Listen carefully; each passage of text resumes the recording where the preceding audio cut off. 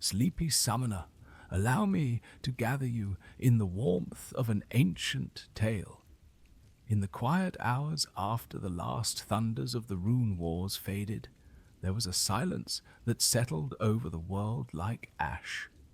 The mortal kingdoms had been scorched, the soil itself had cried out, and those who survived wandered under skies darkened by the residue of spells and the smoke of burned forests. Families clutched one another as they walked with blistered feet along roads that had once been trade routes and were now lanes of sorrow, their possessions bundled and tossed aside when they grew too heavy. In every village there were stories of horrors unleashed, of mountains torn apart, rivers that ran backwards, and beasts from the stars called down by sorcerers who sought power at any cost.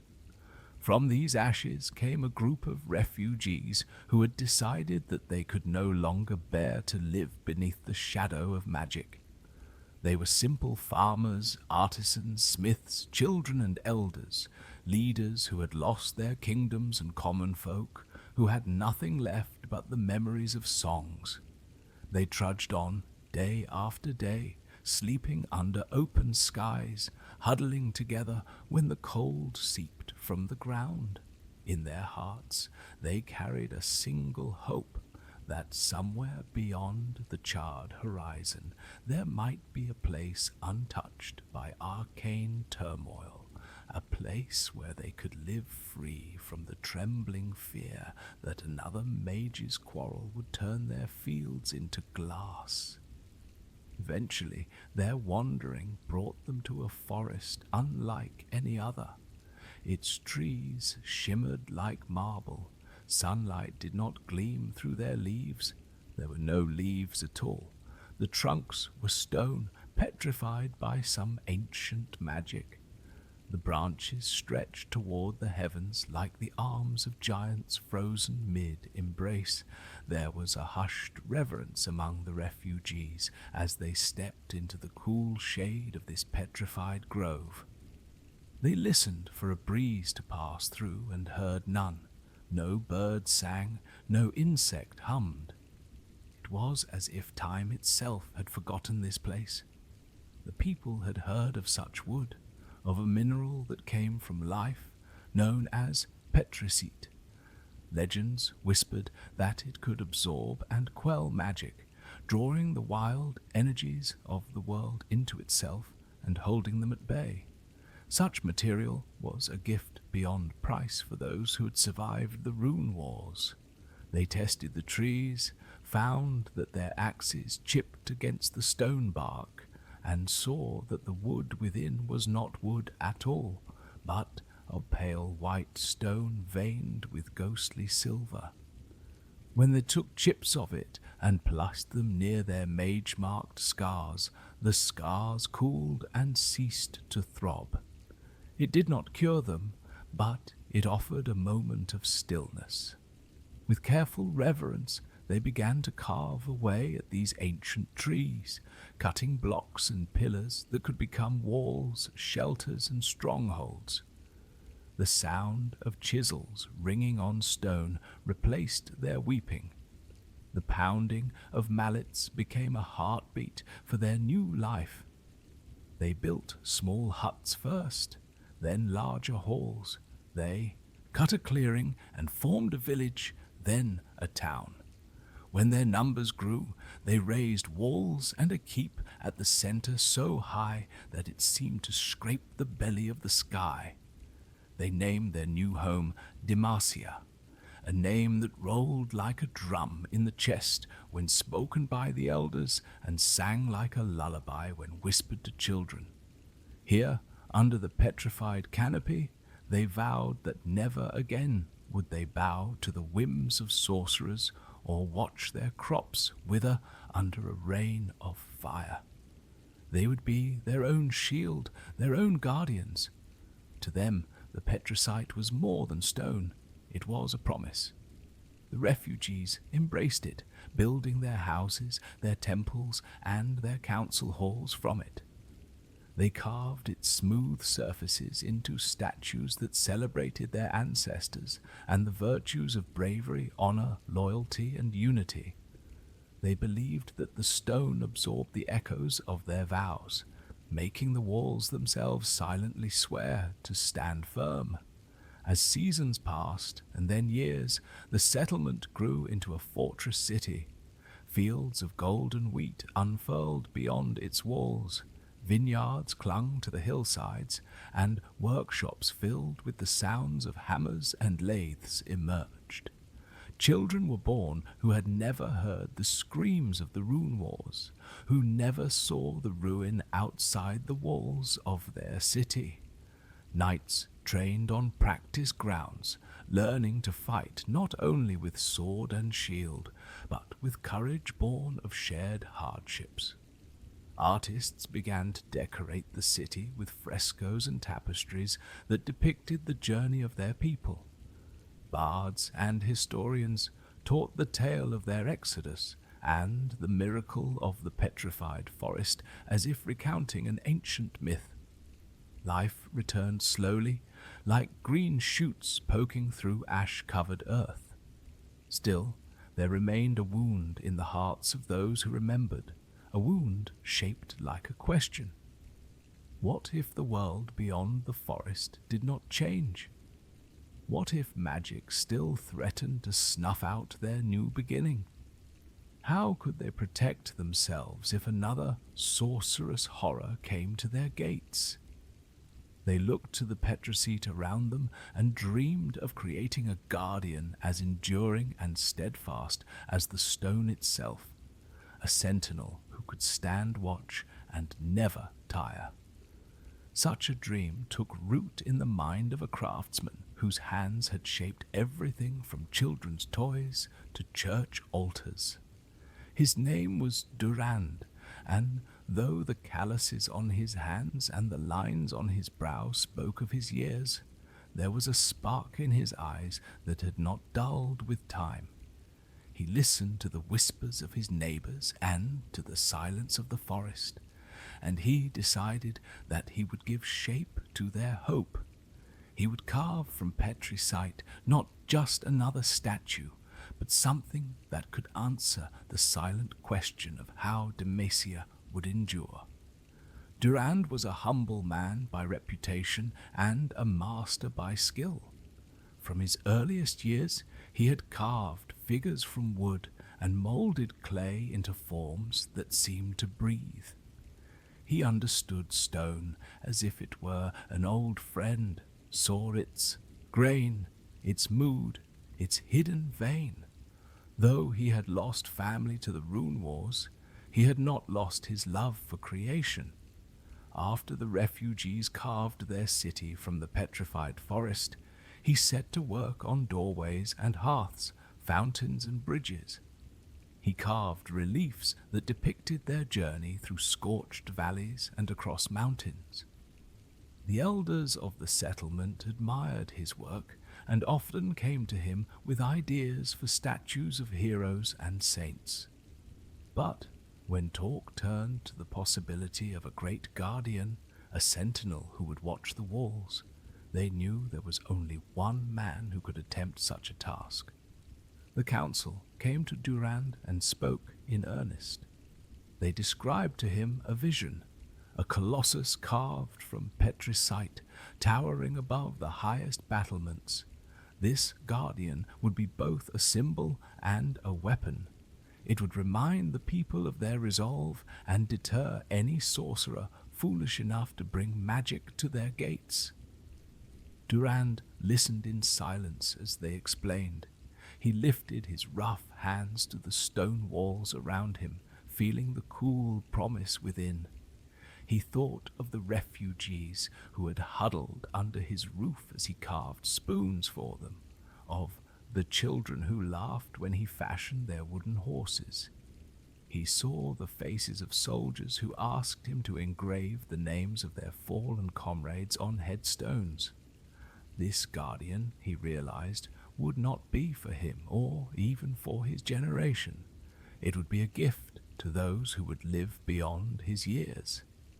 He accepted the commission with a solemn nod and retreated to his workshop, where blocks of petricite waited like slumbering giants. For months, the sound of chisels rang out from Durand's workshop. The smell of wet stone and dust hung thick in the air. He studied the ways animals stood, how they held their weight, where their muscles bulged and relaxed. He observed birds in flight and the curve of tree branches against the sky. He sat for hours with knights, watching them spar and rest, noting how their armor moved with their bodies. He was not merely carving a statue, he was attempting to coax motion from stone. For a guardian to stand and withstand, it needed to look as if it could one day move. He shaped a broad chest capable of withstanding blows. He carved arms thick as tree trunks, capable of holding a shield or delivering crushing blows. He gave the figure a mane of stone akin to a lion, a symbol of courage, and wings like the ancient gargoyles whose forms frightened away evil spirits from church rooftops. Whether the wings could ever flap did not matter. Their presence suggested that this guardian might one day launch into the sky. When Durand stepped back to look at his creation in the candlelight of his workshop, he saw a being greater than any he had carved before.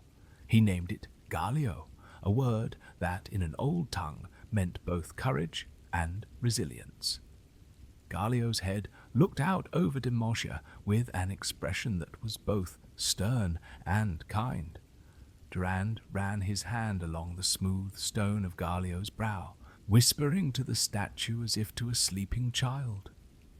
"You will protect them," he said.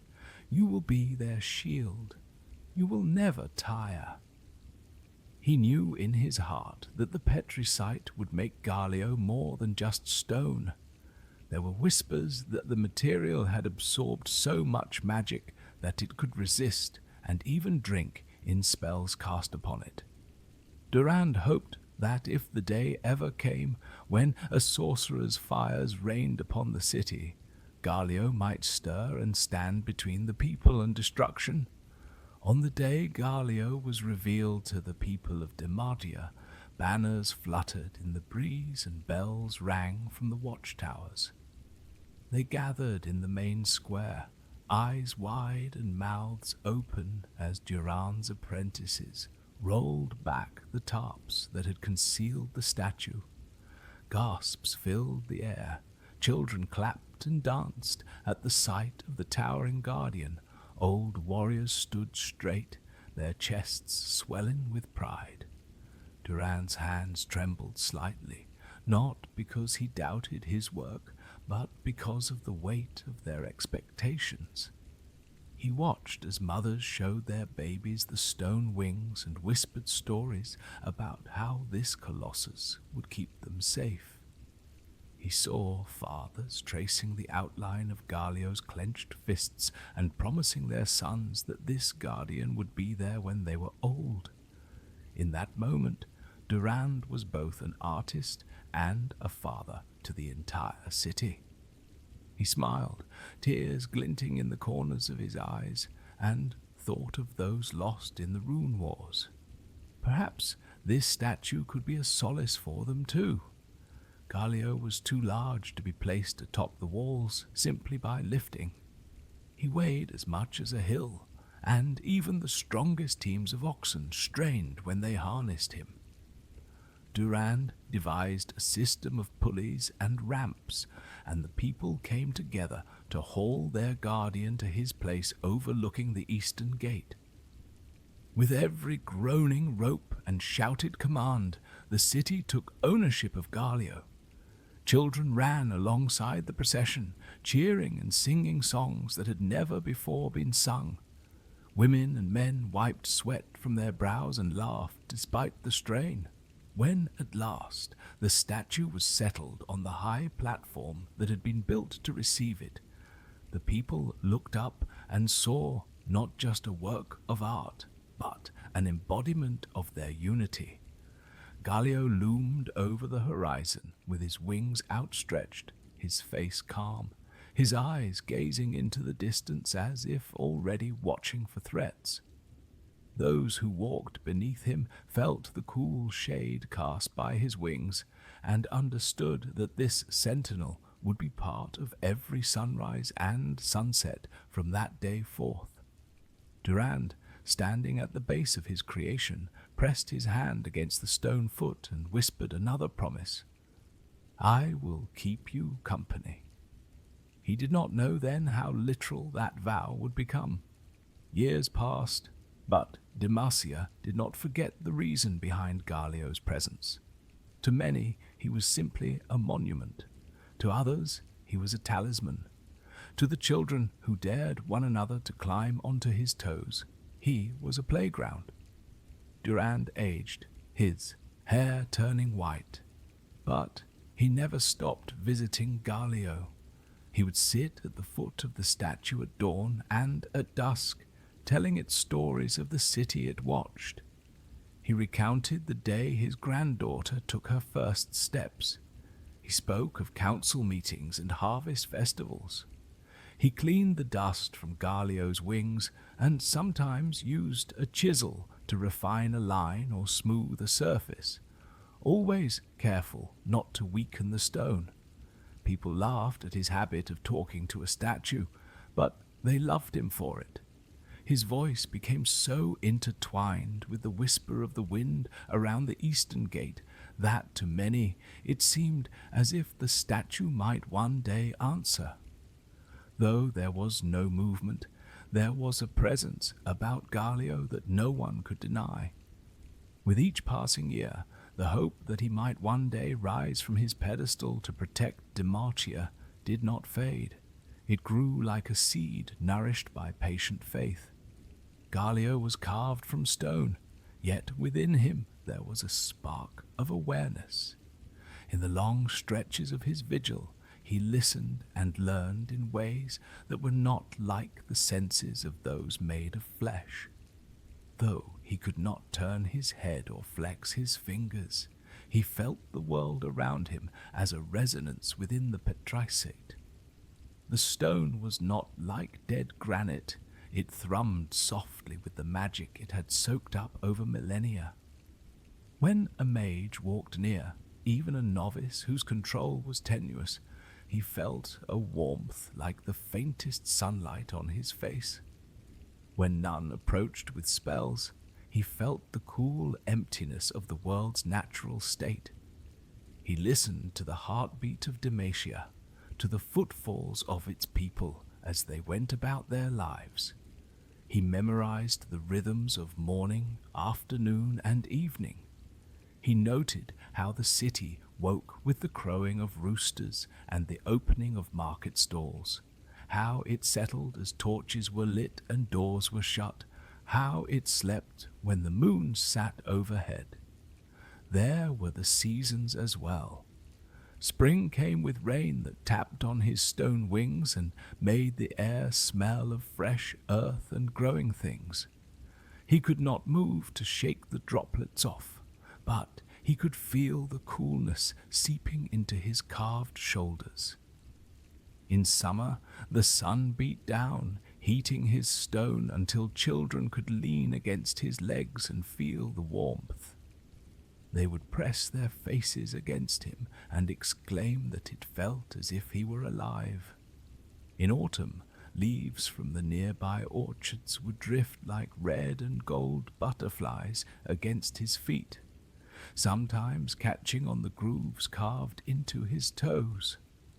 He enjoyed the sensation of the crisp leaves brushing against him, though he knew enjoyed was a strange word for a being of stone. Winter came with snow that piled on his head and shoulders, making him look like he wore a white hood.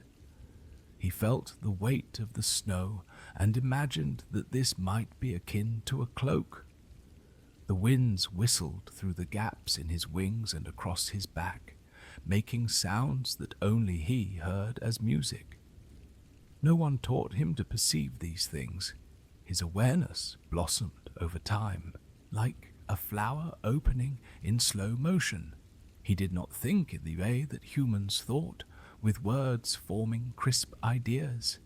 His thoughts were deeper, slower, more like currents in a lake, and yet he listened to the conversations happening at his feet and learned the names of the people and the patterns of their speech.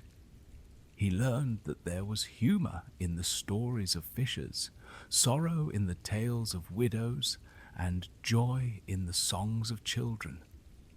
He became a silent confessor to the lovers who walked by at night and whispered secrets to one another in the shadow of his wings.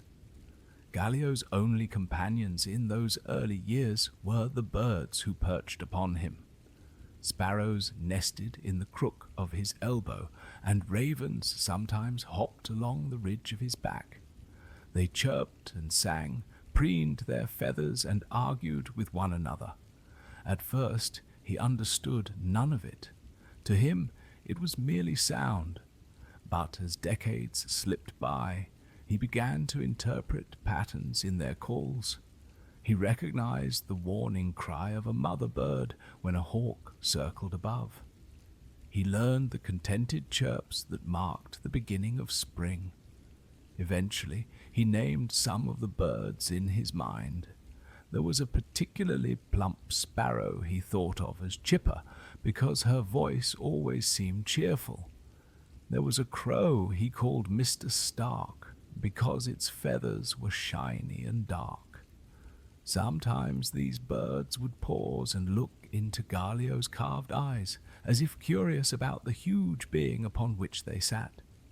He could not blink or smile, but he sent them warmth through the petri seat, a soft vibration. They often stayed longer when he did this. Even these small interactions meant much to him. The humans around him aged. Children he had watched from their toddling years grew into farmers, smiths, and soldiers. He saw them fall in love and start families. He saw some leave to explore beyond the walls, returning with tales of the outside world. He saw others leave and never come back. Time to him was not measured in minutes or hours, but in the changing of faces. Durand, who visited so faithfully, grew older with each passing year. His hair thinned, his back bent, and his hands shook. Still, he came. He would lean against Galio's foot, speak in a voice that cracked with age, and share stories. He told Galio about arguments in the council, about harvests both bountiful and poor, about the youth of the city training with wooden swords. Galio listened. He treasured these moments more than any. He felt something like love for the mortal man who had shaped him and who continued to treat him as if he were alive.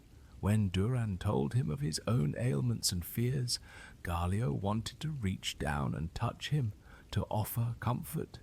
But he could not. He remained still, his awareness trapped within stone. Galio knew that he had been created with a purpose beyond merely watching and listening. He had been told, though never allowed, through the hopes of the people and the whispers of Durand, that he was to defend Demacia against magic. He did not yet know how he could do this. He felt the heat of magic when novices lit candles with conjured flames. He felt the sharp sting when a visiting mage tested their power against the patrizite walls. Each sensation warmed and awakened something inside him, like a buried ember that flared when a breeze touched it. These were mere sparks. He needed a blaze. He did not know what it would feel like to wake, but he imagined it might be like snow melting beneath spring's first sun. He longed for that sensation. He wanted to stretch his wings and feel the wind across them. He wanted to look at the world not only from the corner of his eye, but by turning his head. He wanted to speak to Durand and the birds. He wanted to be more than a silent watcher. Years turned into decades. Demacia prospered. Children still played around his feet. Durand passed away one winter's night after a long illness. His family buried him near the wall, within sight of Galio. During the funeral, those gathered placed their hands on the cold ground and wept, some pressing their foreheads against Galio's stone in a silent plea for the sentinel to somehow ease their grief. Galio wished he could speak. He wished he could hold Durand as the man had once held blocks of petricite. He could not. He could only witness. After Durand's death, the visits ceased. No one came to tell him stories each evening. He still listened to the city, but there was a hollow space where Durand's voice had been. He considered that this must be what sadness was. He experienced it without tears, without sighs, but with a deep, resonating ache that hummed through his entire form. He longed for something to fill that emptiness. He hoped that one day magic would come powerful enough to stir him, and that when he moved at last, he would do so with the memory of the man who had believed in him. Until that day, he remained a silent sentinel overlooking a city that continued to thrive and change, unaware that the statue they touched and admired had within it a consciousness counting each moment of their lives. A generation after Durand's passing, the world outside the walls of Demacia remained unpredictable.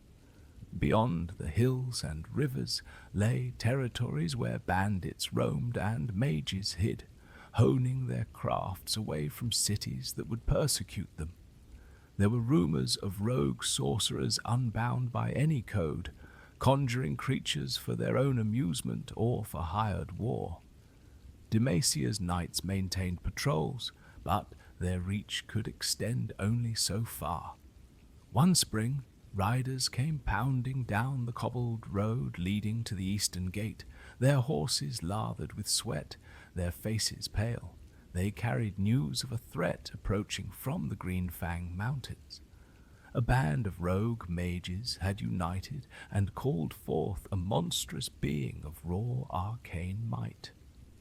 The scouts described it with trembling voices, a colossal arm of crackling energy that dragged its way through valleys, smashing trees and rocks aside, leaving behind a glowing trail of scorched earth.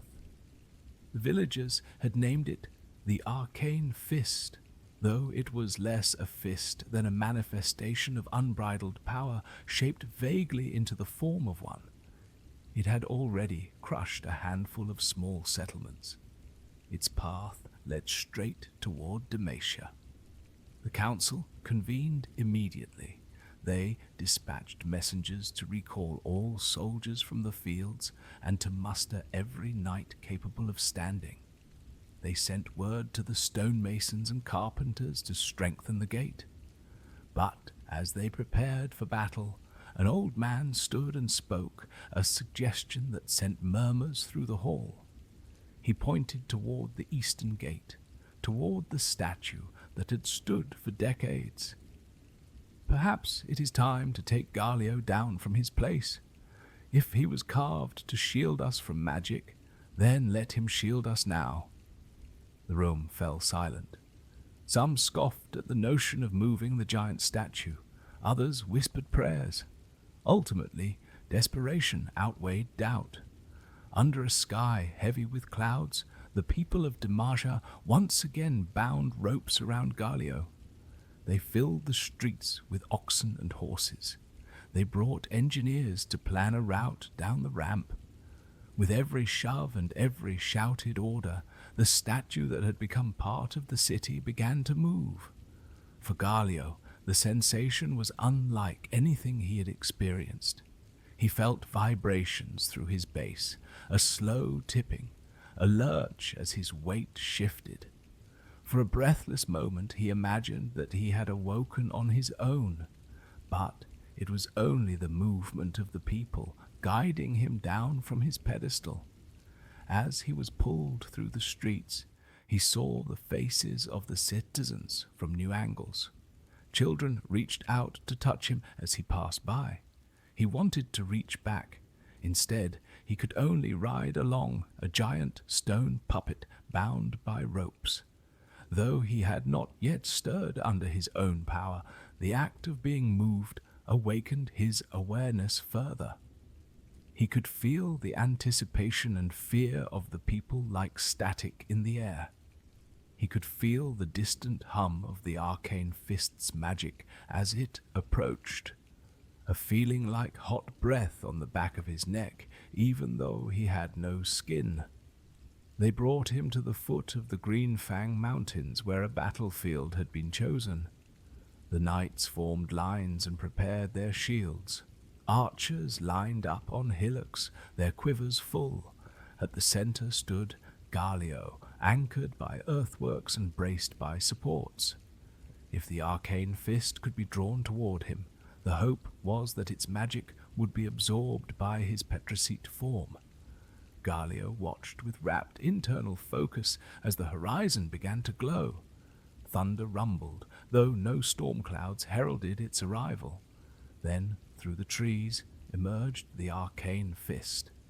It was terrifying and magnificent, a swirling mass of blues and purples shaped like a hand, each finger crackling with strands of lightning-like energy. It dragged itself along the ground, creating furrows and hissing as it burned patches of grass to glass.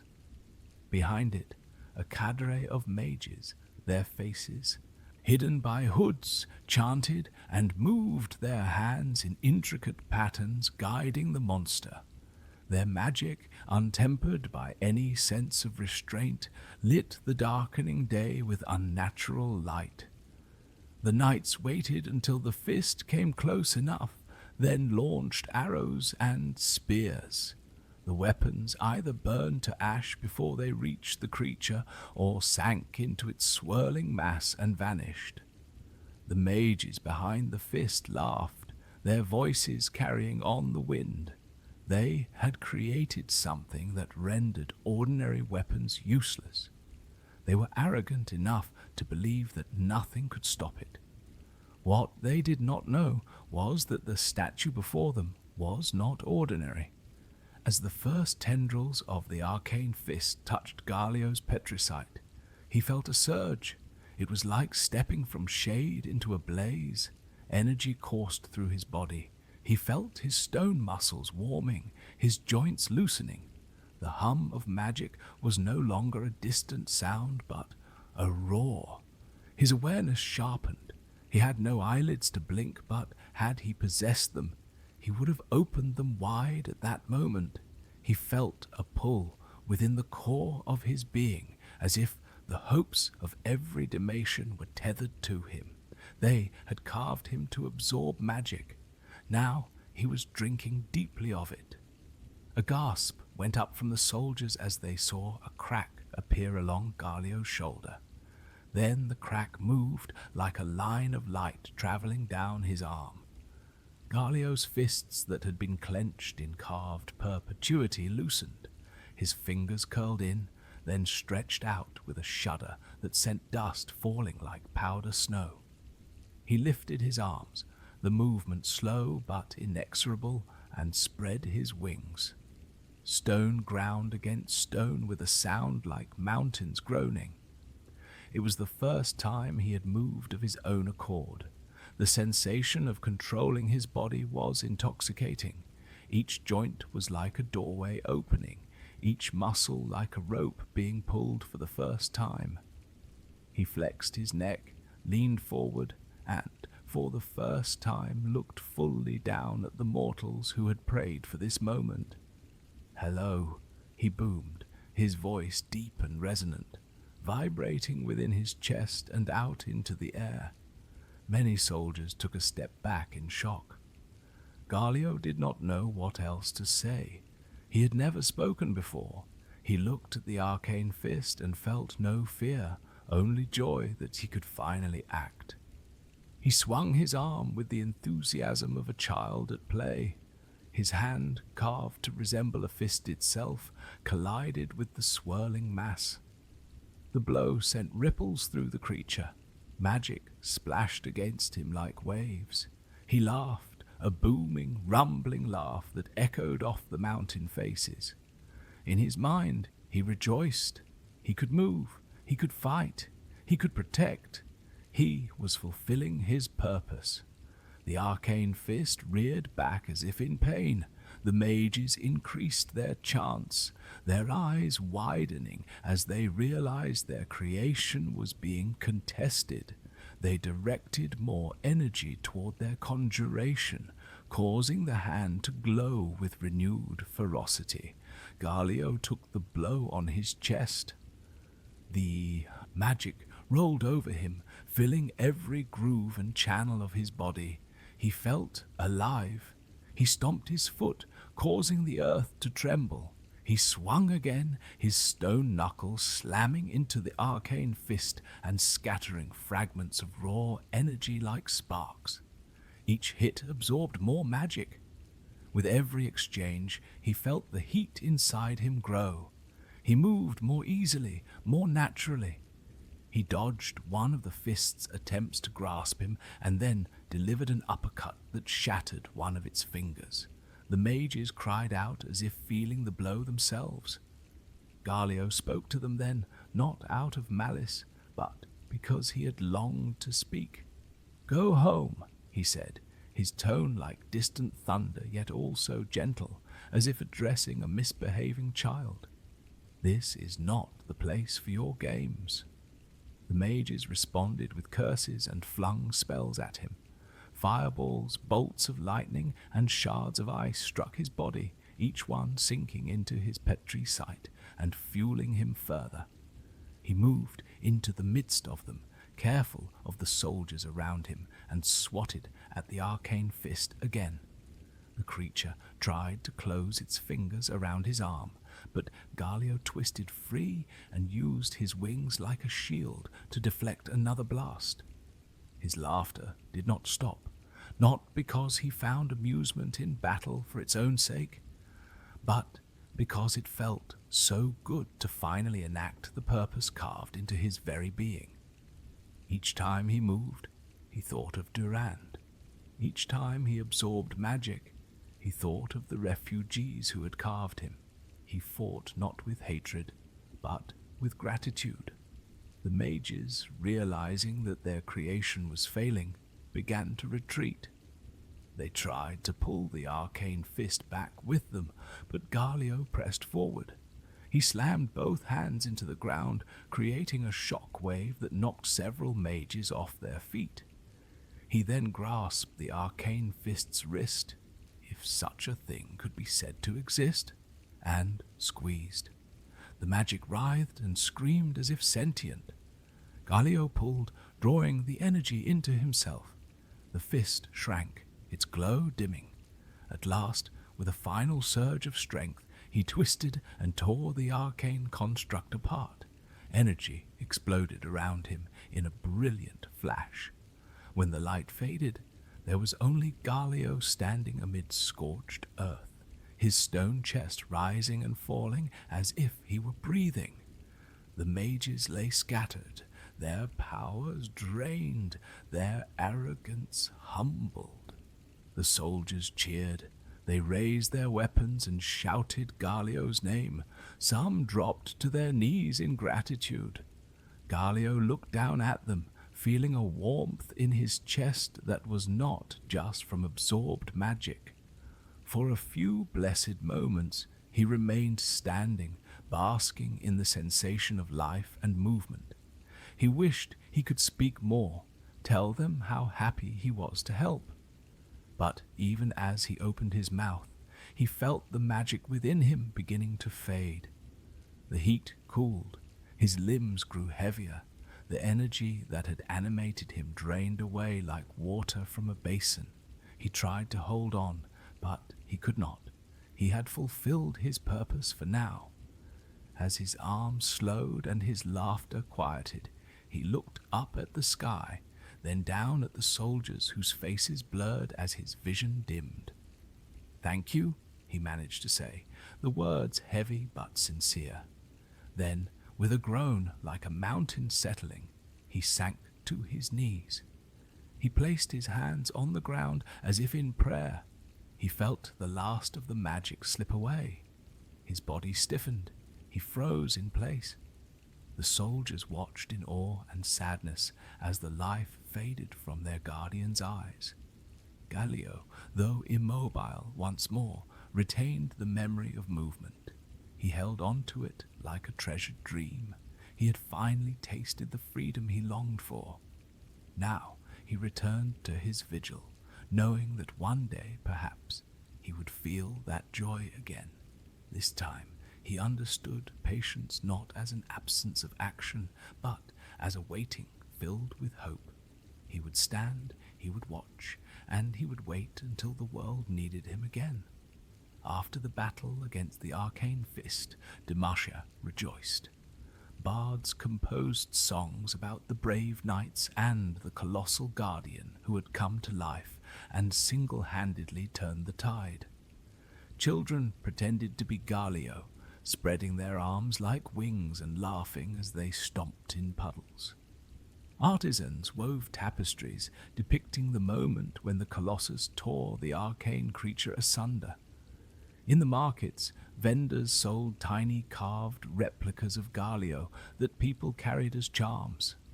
The city had seen something miraculous. Stone made flesh for a day.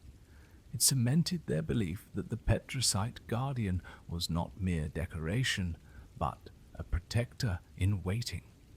Galio, however, returned to his stillness. He was moved back to his place on the eastern wall, though this time with greater care and reverence. As the workers hoisted him into position, their voices were filled with wonder. They touched his stone not just as craftsmen, but as people who had seen him alive. They whispered thanks and apologies for returning him to immobility.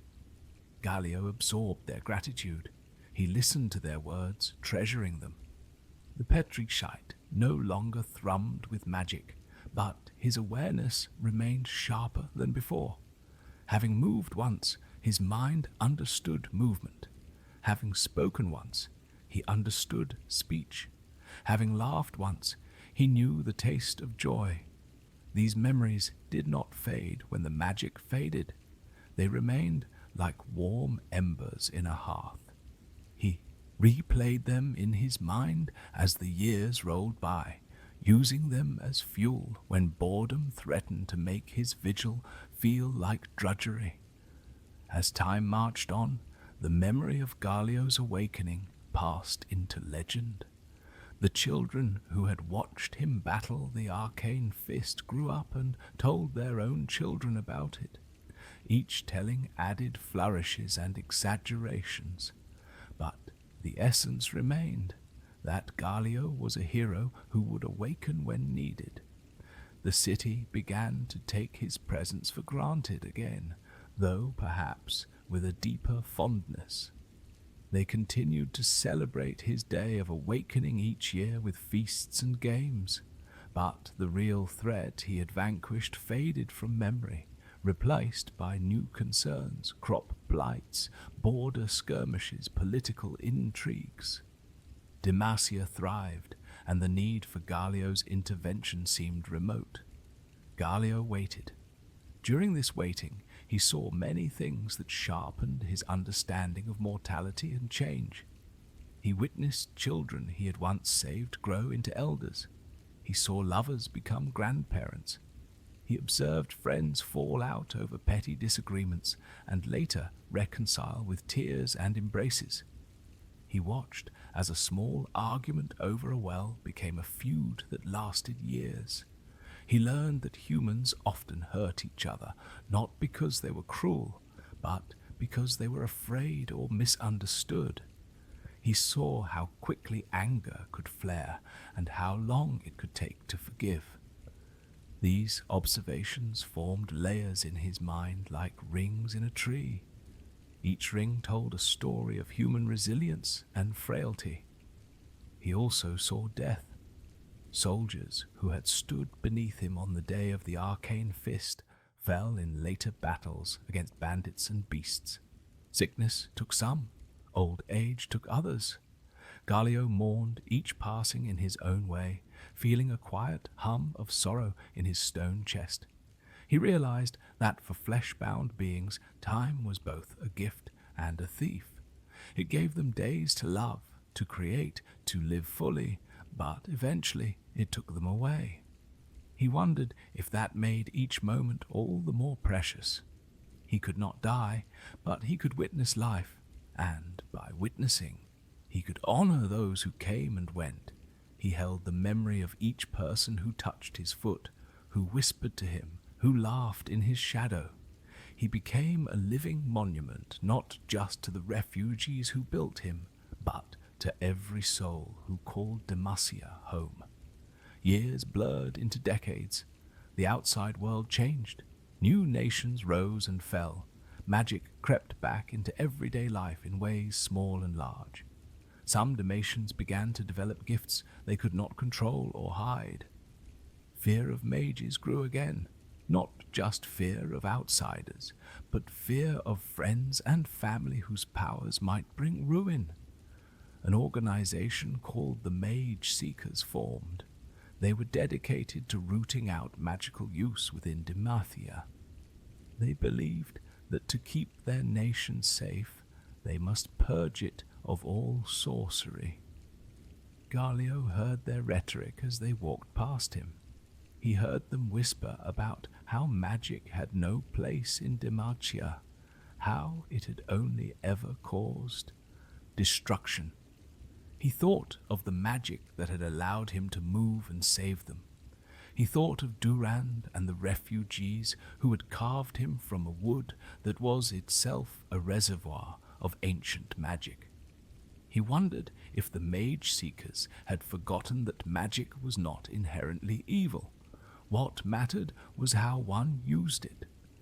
It was during this tension-filled time that a young woman would come to stand beneath him and change his perspective forever. Her name was Luxana Crownguard, though she often shortened it to Lux. She was a noble woman from one of Demacia's most respected families. She was also a mage. She lived with a secret that could either cause her ruin or bring about a new understanding within her homeland. Her story would intersect with Galio's in a way that neither of them could have predicted, and their encounter would plant a seed of hope in the heart of the Stone Sentinel. Luxana Crownguard had grown up within the high walls of Demacia, her life woven from expectations and duty. Born into a family famous for their unflinching loyalty to the crown, she had been raised to embody the virtues the city prized: bravery, honor, and obedience. From a young age, she learned to ride, to speak, to curtsy, and to memorize the sayings of elders. She was taught that magic was a danger, a contaminant that must be excised. She listened as instructors repeated the mantra, "A shadow fades before the light." She repeated those words along with her peers, letting them roll across her tongue even as something within her recoiled. For Lux, the world was not so simple. Where others saw a clean divide between light and dark, between good and bad, she saw shades of grey. When Lux discovered her own ability to manipulate light, she was terrified. She had always felt a certain warmth in her chest, an exuberance that bubbled over when she was excited. One day, that warmth manifested as a burst of light from her hands, scattering dust motes like stars. Her brother Garin had not seen, but she had, and it had both thrilled and frightened her. She learned to hide it, practicing in secret, letting her magic out in bursts when she was alone in her room or when she walked far from the city walls. She did not want to cause harm. She loved her homeland. She loved the people and the ideals of Demacia. But She also knew that if the mage seekers discovered her secret, they would imprison her, or worse. The weight of that fear sat heavy on her shoulders. It was a lonely burden. She could not confide in her parents for fear of shattering their trust. She could not tell her brother, whose loyalty to Demacia was as firm as iron. She could not reveal it to her friends, who had been taught to abhor magic. She was, in some ways, alone. There came a day when her instructors summoned her to recite the old teachings. She stood before a panel of stern faces, clutching a book filled with the writings of old sages. As she began to read aloud, repeating the mantras she had been taught, she felt the familiar warmth in her chest. It wanted out. She tried to push it down, to cage it, but like water pressing against a dam, it sought cracks. Her voice trembled. The words tasted like ash. She paused, her mind racing. She could not continue to speak words that denied a part of herself. She looked up at the elders and saw only stone faces waiting for her to conform. "Forgive me," she said softly, closing the book. Without another word, she turned and walked out. Gasps followed her. The elders called after her. The other students stared with wide eyes. But Lux did not stop. She walked down the hall, her heart pounding like a drum. She pushed open the doors of the lecture hall and stepped into the sunlight. The light felt cool compared to the heat inside her. She needed to breathe. She needed space. She walked quickly toward the eastern wall, where she knew she would find a familiar and silent friend. Galio saw her coming long before she reached him. He recognized her from past glimpses. She had often walked by with her governess or her brother, head held high, laughter like chimes. She was one of the young nobles who sometimes paused to rest in his shade, unaware that he noticed them. Today she walked alone, her steps quick, her posture rigid. Her hands were clenched at her sides. Her golden hair caught the light, making it appear as if a halo surrounded her. Galio felt the faint heat of magic flickering inside her like a candle in a dark room. When she reached his base, she stopped and looked up at him. Her eyes were bright with unshed tears and fierce determination. She placed her hand against his foot, and the warmth of her magic seeped into his petri seat. It was a small warmth, like the first rays of dawn, but to him it was something. "Do you hear them?" she whispered, her voice a mixture of frustration and pleading. "They tell me to deny who I am, to cut away a piece of myself. They want me to say that any flicker of magic inside me is a shadow that should fade. But it is not a shadow. It is light. It is part of me." She closed her eyes and rested her forehead against the stone. "I don't want to hurt anyone. I just want to be myself." Galio had never been addressed so directly by a human, not like this. He felt her words as vibrations through his stone. He wanted to answer, but he had no magic of his own to wake him. Her small warmth was not enough to grant him movement. Yet he tried.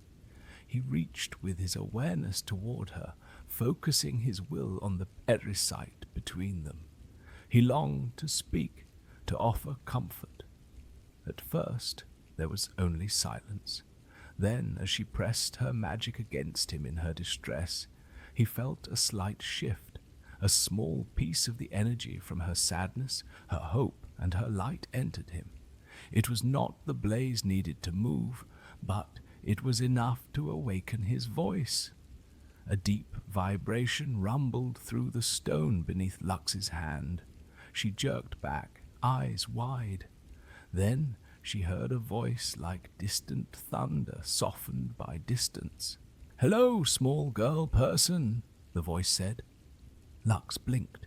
She had heard tales of Galio's awakening decades ago, but she had not expected the statue to speak now. She looked up, seeing no movement in the stone face, but the voice continued. I have watched you for many seasons. You always have such brightness. Why are you sad today? Lux stared, her heart racing. You're alive, she whispered. I mean you can talk. I can listen, Galio replied. I can speak when magic wakes me. I wish I could move, but that requires much more.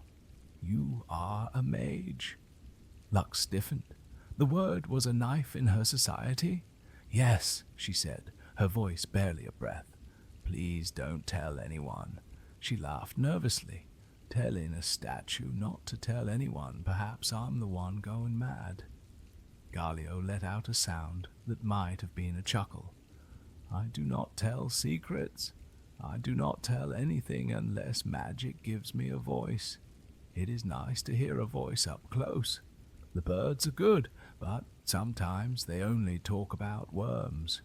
He paused, then added, I have been waiting to wake again.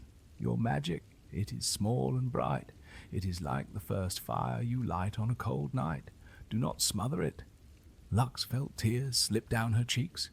I am told that if I keep it, it will destroy everything I love. That it will turn me into something terrible. They say a shadow fades before the light. But I feel like I am both light and shadow. And if I deny the shadow, I deny the light. A shadow thrives beside the light, Galio said softly. I have stood in light and cast shadows. Both are part of me. When the sun shines, there are always shadows. That does not make the sun bad or the shadow evil. He wished he could place a hand on her shoulder. Instead, he offered what he could, words. Magic is a tool. Tools can build or break. If you are careful, if you are kind, you can use your gift to build. Lux listened, her breath hitching. No one has ever said that to me, she whispered. Everyone else wants me to lock it away. Everyone else is afraid, Galio replied. Fear makes people say and do strange things. They want to protect you. They think if they take your gift away, they will keep you safe. But sometimes the thing you are asked to surrender is the very thing that can save you. They talked for what felt like hours. Lux told Galio about her family, about her brother Garen's dedication to Demacia, and about her love for her homeland. She spoke of her desire to use her powers to help, not harm. Galio listened and offered gentle, simple wisdom. Though his knowledge of the world was limited to what he had seen and heard, he spoke with a perspective born of patience. He told her about Durand and the refugees, about the day he first moved and how magic had felt like sunlight in his veins. He talked about birds and seasons, about how every storm ends and leaves the air clean.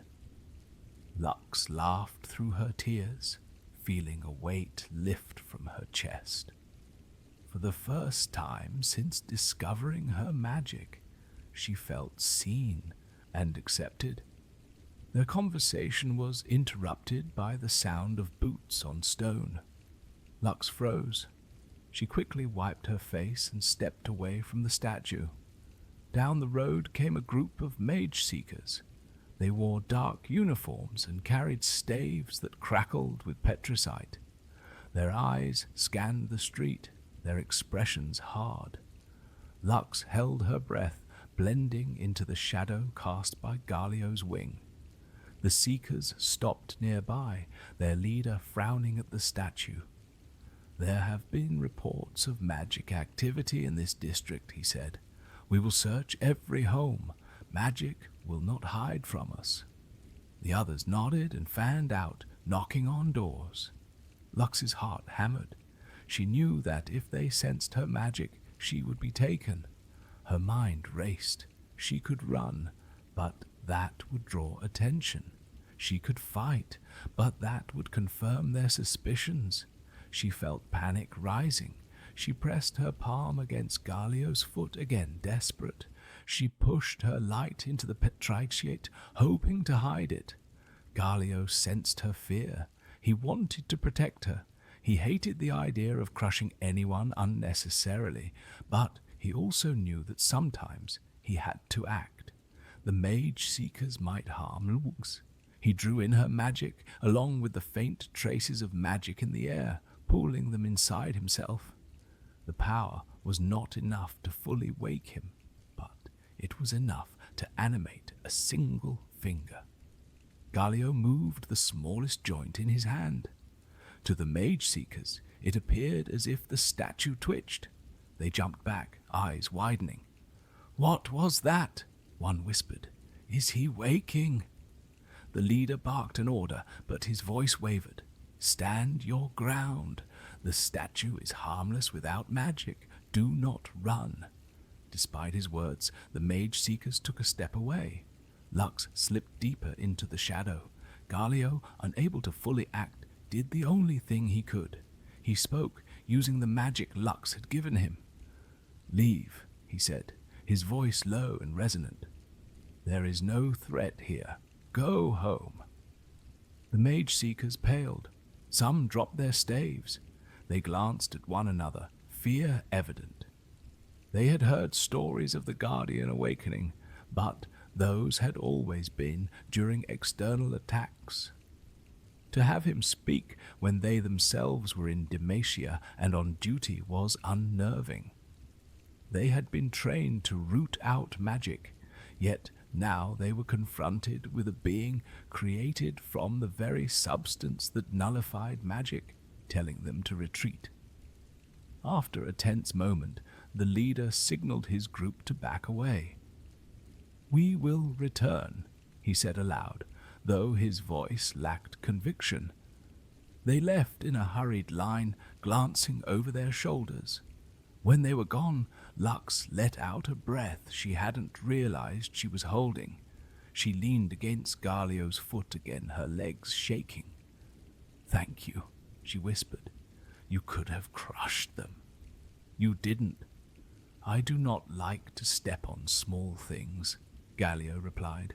"Unless they try to hurt my friends, then I must. But I do not think those men wanted to truly harm you. They were afraid. Sometimes fear makes people do foolish things. If you show them that you are not something to fear, perhaps they will learn." Lux nodded slowly. "It is not easy," she said. "They do not want to listen." "Then speak louder," Galio said gently. "You do not need to shout, but you can shine. You have light inside you. Do not let them dim it." Lux smiled through her tears. In that moment, she made a decision. She would not let others decide her fate. She would not let fear dictate her life. She would fight to be accepted as she was, not for herself alone, but for all those like her who were forced to hide. They spoke a while longer, until Lux could stay no longer. She had to return home. Before she left, she pressed her hand to Galio's foot one last time. "Will I see you again?" she asked. "I am not going anywhere," Galio said, humor in his deep voice. "I will be here, watching, listening. I hope one day I will move again.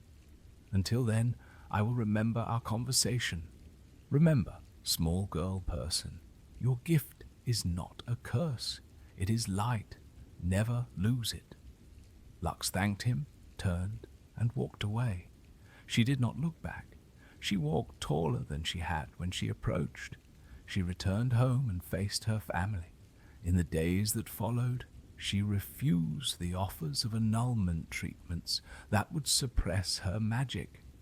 She began to train herself, seeking control and mastery.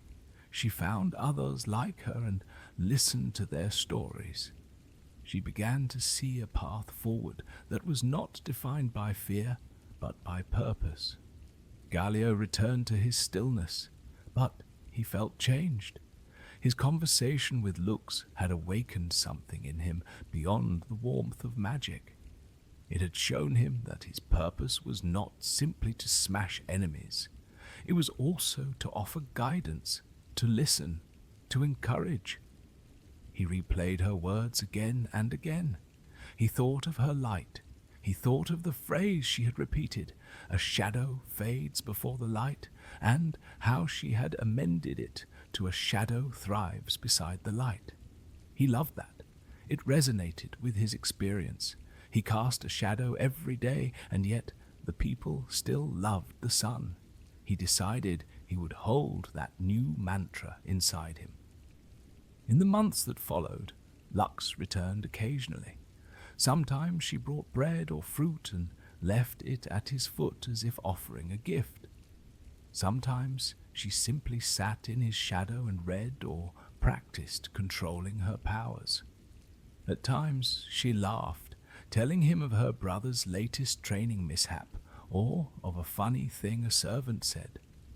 At other times she cried, frustrated by her inability to convince others that magic could be used for good. Galio listened to all of it, offering comments when he could muster enough magic to speak. Their friendship deepened. It was unusual.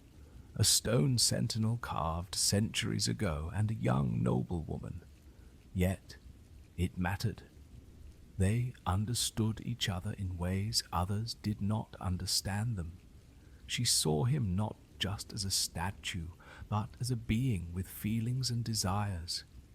He saw her not just as a source of magic, but as a person with a complex heart. Through Lux, Galio learned more about the mage seekers and the growing tension between those with magic and those without. He learned that some of Demacia's highest lords advocated for harsher measures, while others, quietly, sought a more measured approach. He heard of mages being imprisoned, of families torn apart by fear.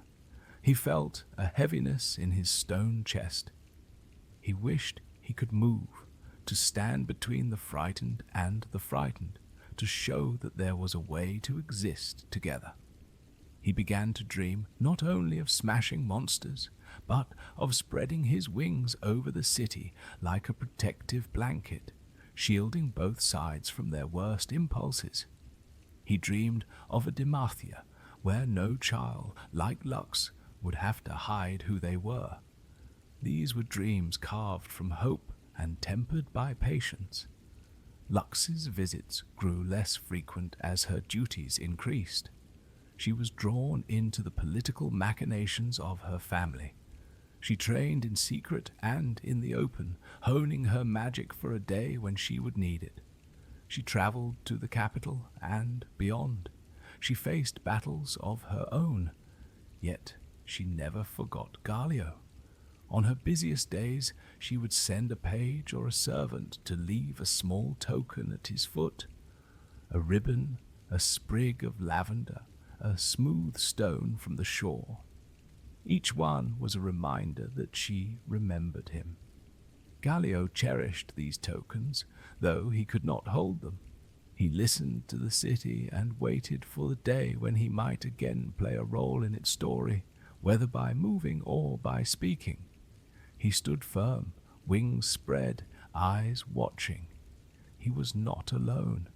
He had Lux's friendship, the memory of Durand, and the knowledge that his existence mattered to the people below. The years after Lux's visit were tumultuous for Demacia. The mage seekers grew more powerful, more mages were captured. Rumors of uprisings echoed through the alleys. Neighboring nations took note of the internal strife and tested the borders. Galio listened and waited, his patience no longer just a matter of stone, but a matter of love. He loved Demacia and all its people, whether they wielded magic or shunned it. He hoped for a day when he could stand and wrap his wings around them, not to separate them, but to bring them together under the shadow that thrives beside the light. The seasons continued their eternal dance, each one painting Demacia in a different palette. Snowflakes drifted against Galio's stony brow in winter, melting into rivulets that dried in the spring sun. Summer's heat warmed his chest, while autumn's cool breeze whistled between his wings. He watched as young recruits trained on the battlements, their armor glinting in the light. He saw lovers walk hand in hand through the streets, whispering promises. He observed children chasing one another around market stalls, playing games that had been passed down for generations. Each scene was a small story. Together they formed the tapestry of life he guarded. Galio's mind often wandered to Lux.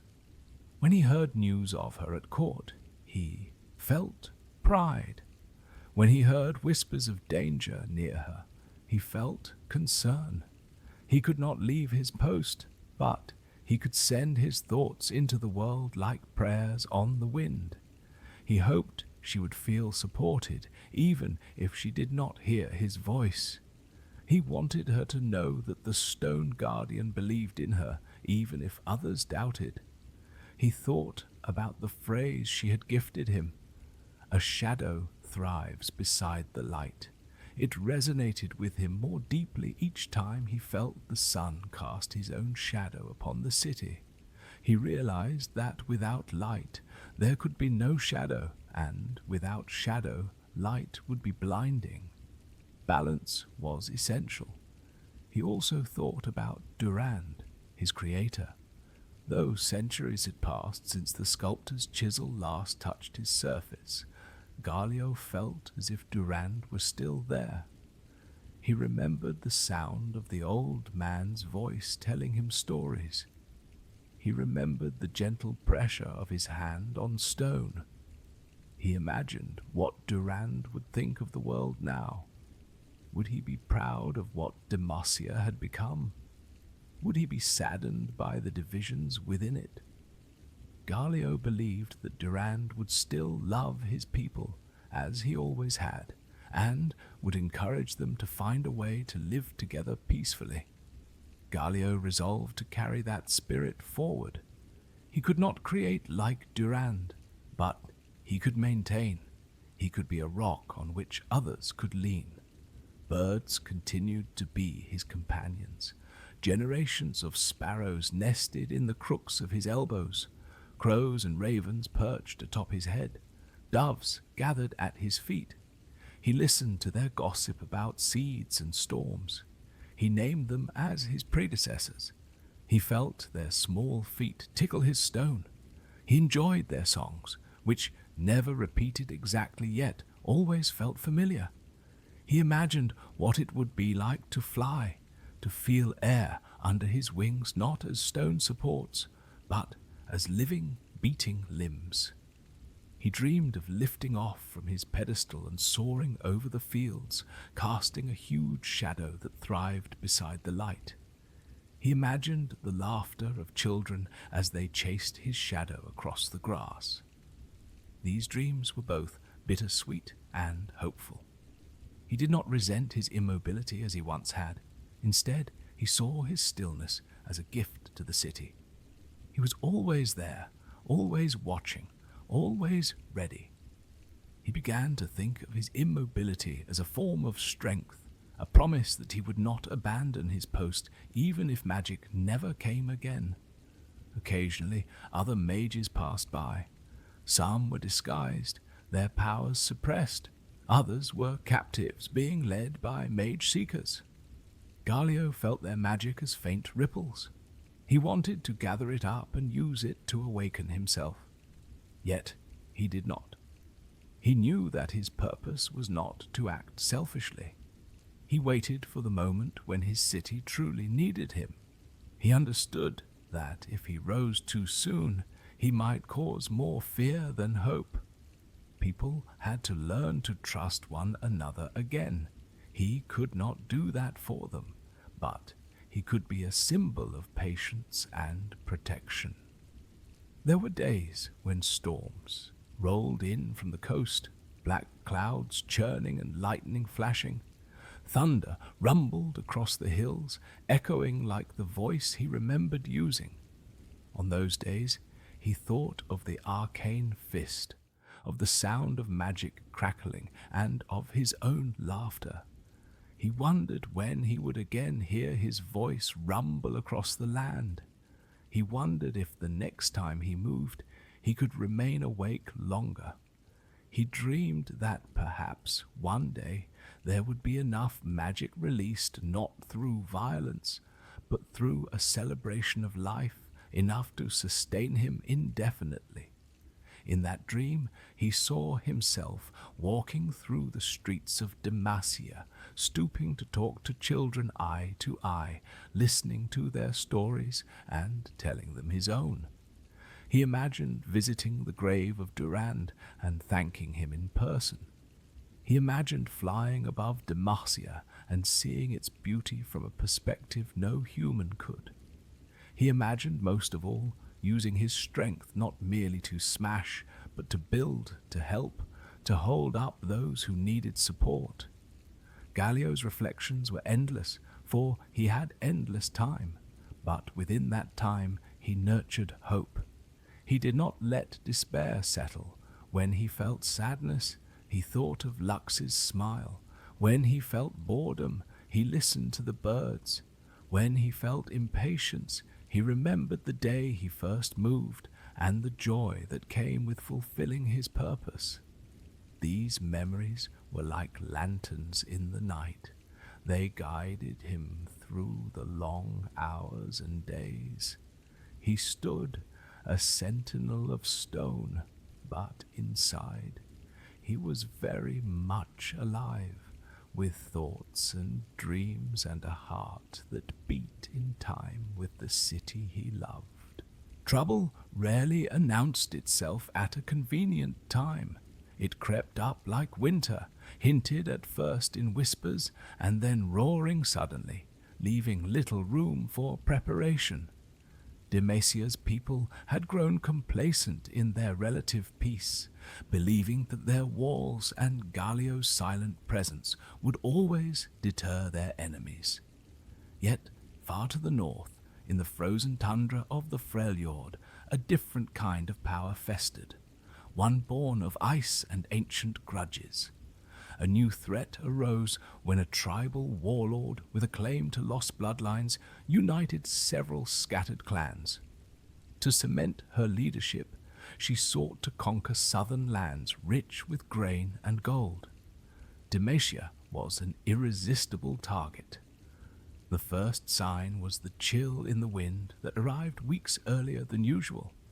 Hunters returning from expeditions in the highlands spoke of strange creatures stalking through the snow, beasts not made of fur and flesh, but of ice and magic. Then came the refugees, shepherds and traders from northern hamlets, their belongings bundled on sledges, their faces haggard with fear. They spoke of a war host marching south, a force of warriors bearing axes and shields carved from glacial ice, accompanied by shamans whose chants froze rivers solid. They spoke, trembling, of something else at the center of the army, a monstrous beast clad in bone and ice, taller than any building, with tusks like spears. It was bound by thick chains of enchanted metal. Its eyes glowed blue with cold fury. It dragged wagons and battering rams behind it as easily as a horse might drag a cart. Wherever it stepped, the ground hardened to ice, and frost spread like a plague. Demacia mobilized. Messengers rode to every outpost. Farms sent grain to supply the soldiers. Blacksmiths pounded out swords and armor, their hammers singing day and night. Prince Jarvan, the son of the king, took command of the forces, his resolve hardening. They sent scouts north. Those who returned confirmed the refugees' tales and added a disturbing detail. Among the war host were mages who wielded primal ice, a magic not easily absorbed by Petricite. The shamans called upon spirits older than memory, They could conjure blizzards, freeze rivers, and cause hail to fall like daggers. If they reached Demacia's walls, the damage could be catastrophic. At the council table, someone spoke the words that had been on everyone's mind. "We must bring Galio." There was a grim nodding. No one took the decision lightly. Galio had moved once to protect Demacia from the arcane fist. He would be needed again. Workers, soldiers, and volunteers prepared to transport him. They oiled the old pulleys and ropes, strengthened the carriages that would bear his weight. They reinforced the roads. Some whispered prayers that the mage's ice would provide enough magic to awaken him. Others feared that if he woke, he might not be controllable. The debate was moot. The threat demanded action. When they came for Galio, he felt it. He felt the ropes wrap around his arms and torso. He felt the tug as oxen and men strained. He moved slowly as before, pulled along roads he knew by the feel of their cobbles under his feet when he had last walked. He saw new faces looking up at him, their eyes filled with hope and fear. He wanted to reassure them, but there was not yet enough magic in the air to speak. They took him past markets and fields toward the northern approach, where the land sloped gently before rising into hills. There they built a fortified camp, digging trenches and erecting wooden palisades. They set Galio at the heart of the camp, facing north. They braced his feet and wings with beams and chains, so that, if he woke, he would not topple over onto them by accident. Days later, the sky darkened in the north. Snowflakes swirled despite the summer season. A sound like the rumbling of mountains accompanied the arrival of the war host. Lines of Freljordian warriors advanced across the plain, their armor and weapons glinting with frost. Shamans walked among them, their voices raised in guttural chants, their breath steaming in the air, and there, towering above them all, was the behemoth bound in ice and bone. Its breath came out in clouds, its chains rattled with every step. When it bellowed, the sound shook snow from pine trees miles away. The sight was terrible and awe-inspiring. Demacian soldiers gripped their weapons tighter. Some whispered prayers, others gritted their teeth. They had trained for battles, but few had imagined facing such a creature. The battle began with an exchange of arrows and javelins. Most clattered uselessly against the Freljordians' shields or shattered when they struck the ice-bound monster. The shamans raised their staves and responded with a blizzard that whipped through the Demacian ranks, numbing fingers and faces. Men and women shouted as the cold bit into their skin. Mages among the Freljordians chanted, and from the earth rose jagged spears of ice that shattered shields and knocked riders from their horses.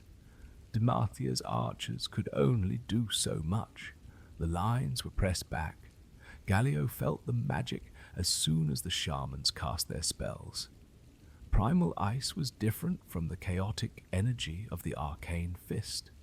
It was cold, measured, ancient. As shards of ice struck his petricite skin, he felt a chill course through him. It seeped into him like water soaking into cloth.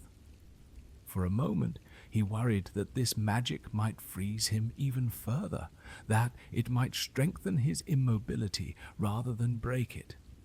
But then he felt a stirring, a crackling, a slow thaw inside his stone chest. The cold magic did not freeze him. It awakened him in a different way, like a crisp winter morning that promises clear skies. His fingers tingled, his wings creaked. He focused, drawing in more of the magic. He listened to the chants, to the guttural syllables that resonated with the bones of the land, and He drank in that power. He watched as the monstrous beast drew closer. It moved like a glacier, slow but unstoppable. It swung its head, and its massive tusks tore through Demacian ranks. Soldiers were thrown aside like dolls. The beast's skin was thick ice layered over sinew and bone. No blade could pierce it. Behind it, Freljordian warriors pressed forward, their cries mixing with the howling wind. Prince Jarvan rode his horse along the lines, rallying his troops, urging them to hold. He looked up at Galio, his eyes pleading. He whispered something that Galio could not hear but could feel, a plea for help. The next volley of ice magic hit Galio like a wave. This one was larger, driven by the combined will of multiple shamans. It struck his chest and wings, coating them in frost. For a heartbeat, he felt heavier. Then something within him snapped and then released. Warmth surged through him, not like the fire of chaotic spells, but like the vigor of life waking after a winter's hibernation. Galio's eyes, carved yet now alive, widened. He inhaled not air, but magic. He smiled. With a groan that made the ground quake, he moved. The soldiers nearest him stumbled as they felt the earth shift. Galio straightened his back. He spread his wings, sending a cascade of ice shards flying. He flexed his arms. He planted his feet firmly and then stepped forward, breaking through the braces that had held him. He looked down at the battlefield and saw the monstrous beast looming. He felt the cold of its magic and the chill of its intentions. He did not fear it. He had faced arcane fury before. He would face primal ice now. He remembered his training, albeit brief.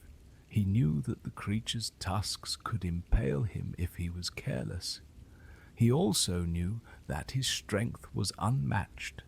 He laughed, a sound that cut through the blizzard like a bell. "Hello again," he shouted joyfully, though he doubted anyone could hear his greeting over the storm. Nevertheless, he wanted to speak. It felt right to greet the world when waking. He charged toward the behemoth. Each of his steps left deep footprints in the frozen ground. The beast swung its head, tusks aimed like lances. Galio ducked beneath one tusk and slammed his shoulder into the creature's side. Ice cracked, sending shards flying. He felt the chill bite into his stone, but he pushed through. He wrapped his arms around the beast's neck and tried to pull it down. The beast reared and shook, its chains rattling, its breath steaming. It stomped, and the shockwave knocked nearby soldiers down. Galio dug his heels in and held on. He felt the primal magic coursing through the beast. He drew it into himself like water into sponge. The cold made his movements deliberate, but did not slow his resolve. The beast roared, and Galio roared back. Above them, the shamans increased their chants, sending more ice shards at him. He welcomed each blow, absorbing it, letting it fuel him. He felt stronger with every spell that struck him. Prince Jarvan saw his opening. He rallied his knights and charged at the Freljordian flank, taking advantage of the chaos. Demacian archers found their courage renewed and loosed volleys of arrows at the enemy's shamans, disrupting their focus. Galio continued to grapple with the behemoth. He dug his fingers into the ice plating, ripping away slabs and hurling them aside. Underneath, he saw the beast's true skin, pale, scaled, and ancient. It was some creature from a forgotten age that had been enslaved by magic. Galio pitied it. "I am sorry," he whispered, not sure if the beast could understand. "This is not your fault." He slammed his fist into the creature's skull, feeling it reverberate. He did not strike to kill, rather he struck to stun. He wanted to free it from the thrall of the chains and spells. With a mighty heave, Galio pulled on the chains that bound the beast.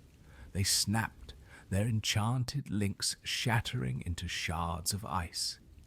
The beast stumbled, shaking its head, momentarily confused.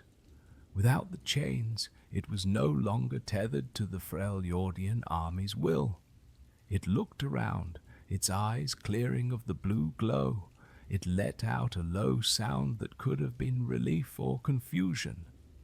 Then it turned and loped away toward the mountains, free of its captors. Galio watched it go, feeling a swell of satisfaction. He had not just defeated a foe, he had liberated a fellow being.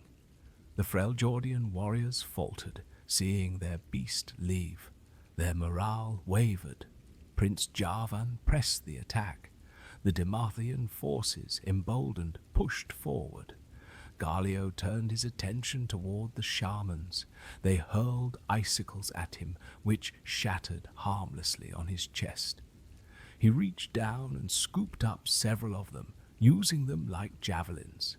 He hurled them back with uncanny accuracy, knocking over the shamans and breaking their concentration.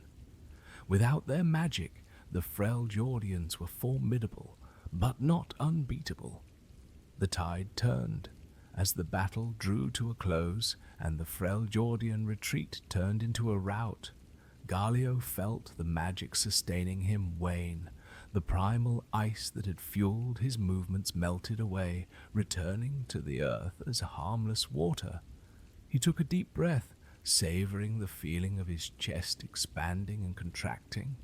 He looked down at the soldiers around him.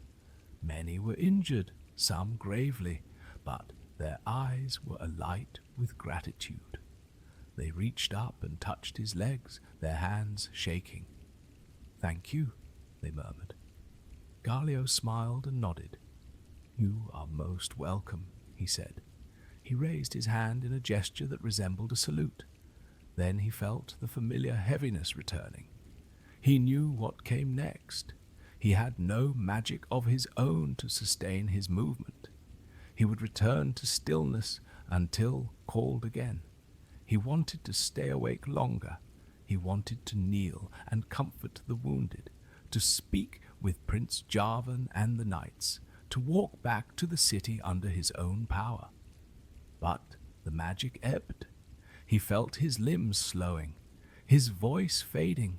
He took one last look at the horizon, at the mountains, at the wide sky. He thought of Lux, of Durand, of the children who played around his feet. He thought of the behemoth he had freed. He thought of the possibility of a day when he might wake and never sleep again, because there would be enough magic in the world, not born of destruction, but perhaps born of harmony. With that thought warming his stone heart, he knelt carefully so as not to crush those near him. He folded his wings, placed his hands on his knees, and bowed his head slightly. As the last of the primal ice's magic left him, he whispered, "Be kind to one another." Then he froze. The soldiers watched with a mixture of sadness and awe. They saluted their guardian and began to tend to their wounded and bury their dead. Prince Jarvan placed his hand on Galio's giant foot and vowed to honor the sentinel's sacrifice. The behemoth's footprint in the field remained as a reminder of the battle, slowly filling with rainwater and grass. Galio remained where he knelt, his eyes closed, his wings folded. He did not move, but he did not sleep. Inside, he replayed the battle, analyzing what he had done and what he could do better next time. He also replayed the moment when he freed the beast and felt a deep sense of fulfillment. He had learned that smashing was not always the solution. Sometimes liberation was. He cherished that lesson. He was taken back to Demacia months later, Once the roads had thawed and the repairs had been made, the people greeted him as a returning hero, though he remained stiff. They lined the streets, throwing flowers at his feet. Children danced, soldiers saluted, and elders bowed. Galio could not move to acknowledge them, but inside he smiled. He felt their love. He absorbed it as he had absorbed magic. He carried it with him as he was set again at the eastern gate. From that position, he looked out upon the world, ready to defend his city once more if the need arose. He also looked inward, ready to nurture the lessons he had learned and the friendships he had formed. Standing once more on his pedestal, Galio resumed his vigil. He was a hero who had woken twice. He knew he might wake again. He did not know when or how. He did not know if the next threat would be an arcane monstrosity, a frost-bound behemoth, or something wholly new. He only knew that he would be there. He would watch. He would wait. He would be ready. And in the waiting, he would continue to grow, not physically but inwardly, as he pondered the nature of power, of magic, of fear, and of hope. Many years had passed since the Northern War host had been driven back. Demacia continued to prosper, though tensions between those who wielded magic and those who feared it ebbed and flowed like tides. New generations were born, each with dreams and struggles. Legends of Galio's awakenings became fables told by grandmothers to wide-eyed children before bed. They described the Colossus tearing apart a hand of raw energy and wrestling an ice-bound beast. Sometimes the details changed. In one story he flew, in another he breathed fire, but the core remained. Galio was the protector who would wake when needed. Galio listened to each retelling with amusement and a touch of pride. He enjoyed hearing how children imagined him. Some drew pictures of him with wings that spanned the sky. Others sculpted small figures from clay and marched them across their play tables. It reminded him that even in stillness he could inspire. He had become more than stone. He had become an idea, a hope that one does not always have to fight alone. He took that responsibility seriously. He wanted to live up to the hope placed in him, whether he moved or not.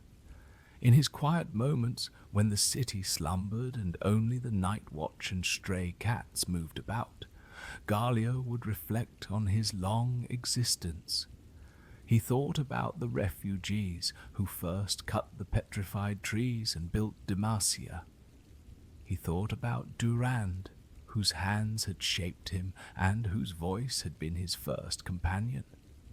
He thought of the arcane fist and the moment he first felt magic rush through him like wildfire. He thought of the behemoth of ice and bone and the thrill of freeing a fellow creature from bondage. He thought of Lux with her bright smile and her courage to defy expectations.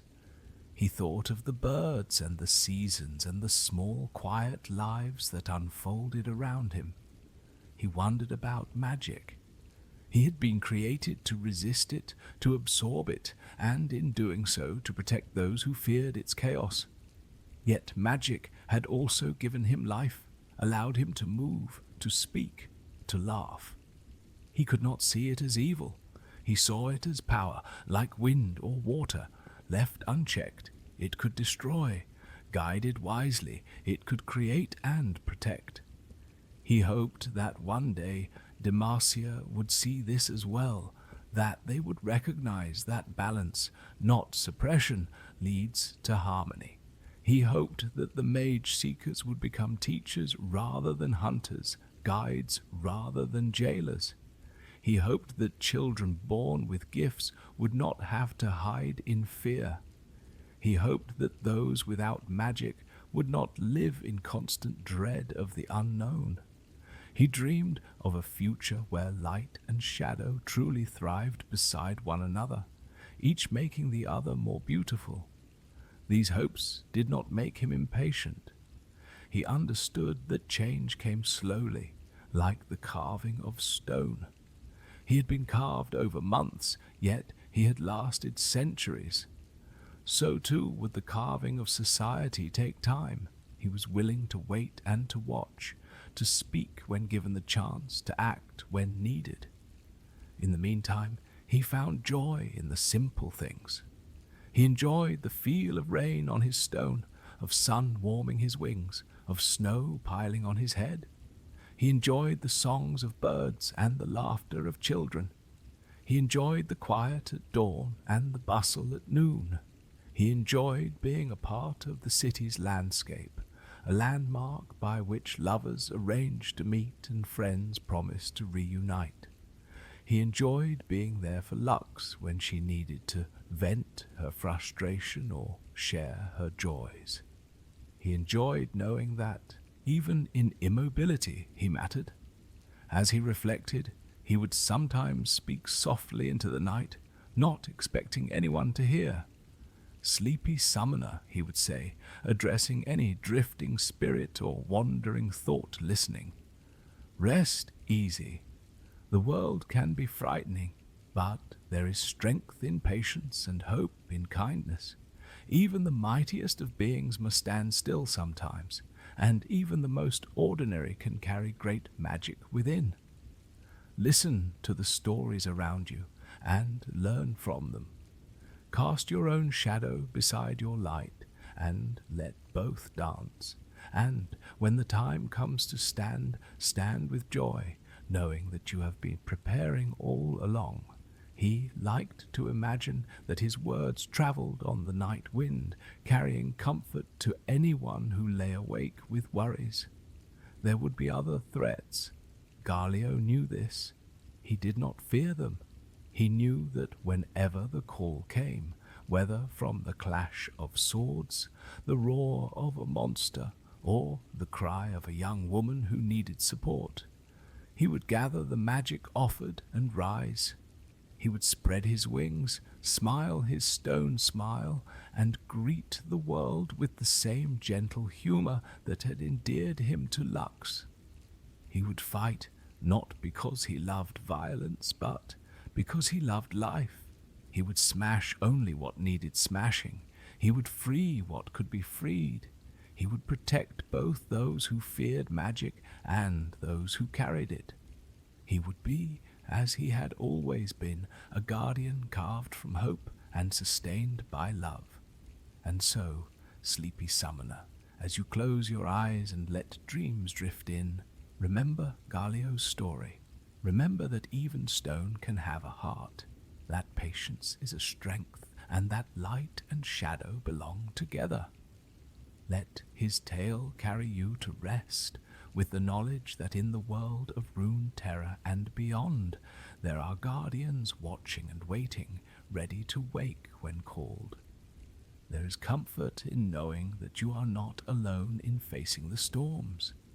There is peace in believing that kindness and courage can prevail.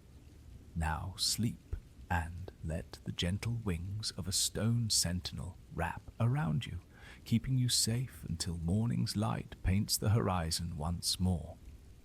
Over the years, as Galio stood upon his pedestal, looking out over the rolling plains and the distant mountains, he bore witness to countless small stories that would never make it into the grand epics or heroic ballads.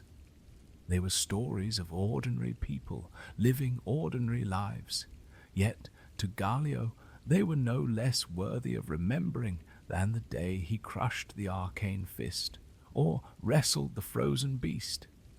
He cherished these moments because they revealed the heart of the city he loved. They were the threads that, woven together, made Demacia a place worth defending. He remembered one spring when the city celebrated its founding with a festival that lasted 3 days and 3 nights. Colorful banners hung from every window, and garlands of wildflowers draped along the walls and around his feet. Artisans lined the streets, selling woven blankets, carved wooden toys, and sparkling glass trinkets. Fishermen cooked stews that made the air thick with the scent of spices and freshwater catch. Musicians played lutes, drums, and flutes, filling the air with melodies that danced through Galio's stone and made even his immobile form feel as if it might sway. At night, lanterns glowed like stars, and people gathered in circles to tell stories and share laughter. On the final night, a troupe of performers set up a stage near the eastern gate. They enacted a play about the refugees who had founded Demacia, the discovery of the petrified forest, and the carving of Galio himself. Children sat cross-legged in front, eyes wide as the actors mimed chisel strokes and pretended to move a stone giant with exaggerated grunts. When the actor playing Galio stood and stretched, imitating his awakening, the crowd cheered.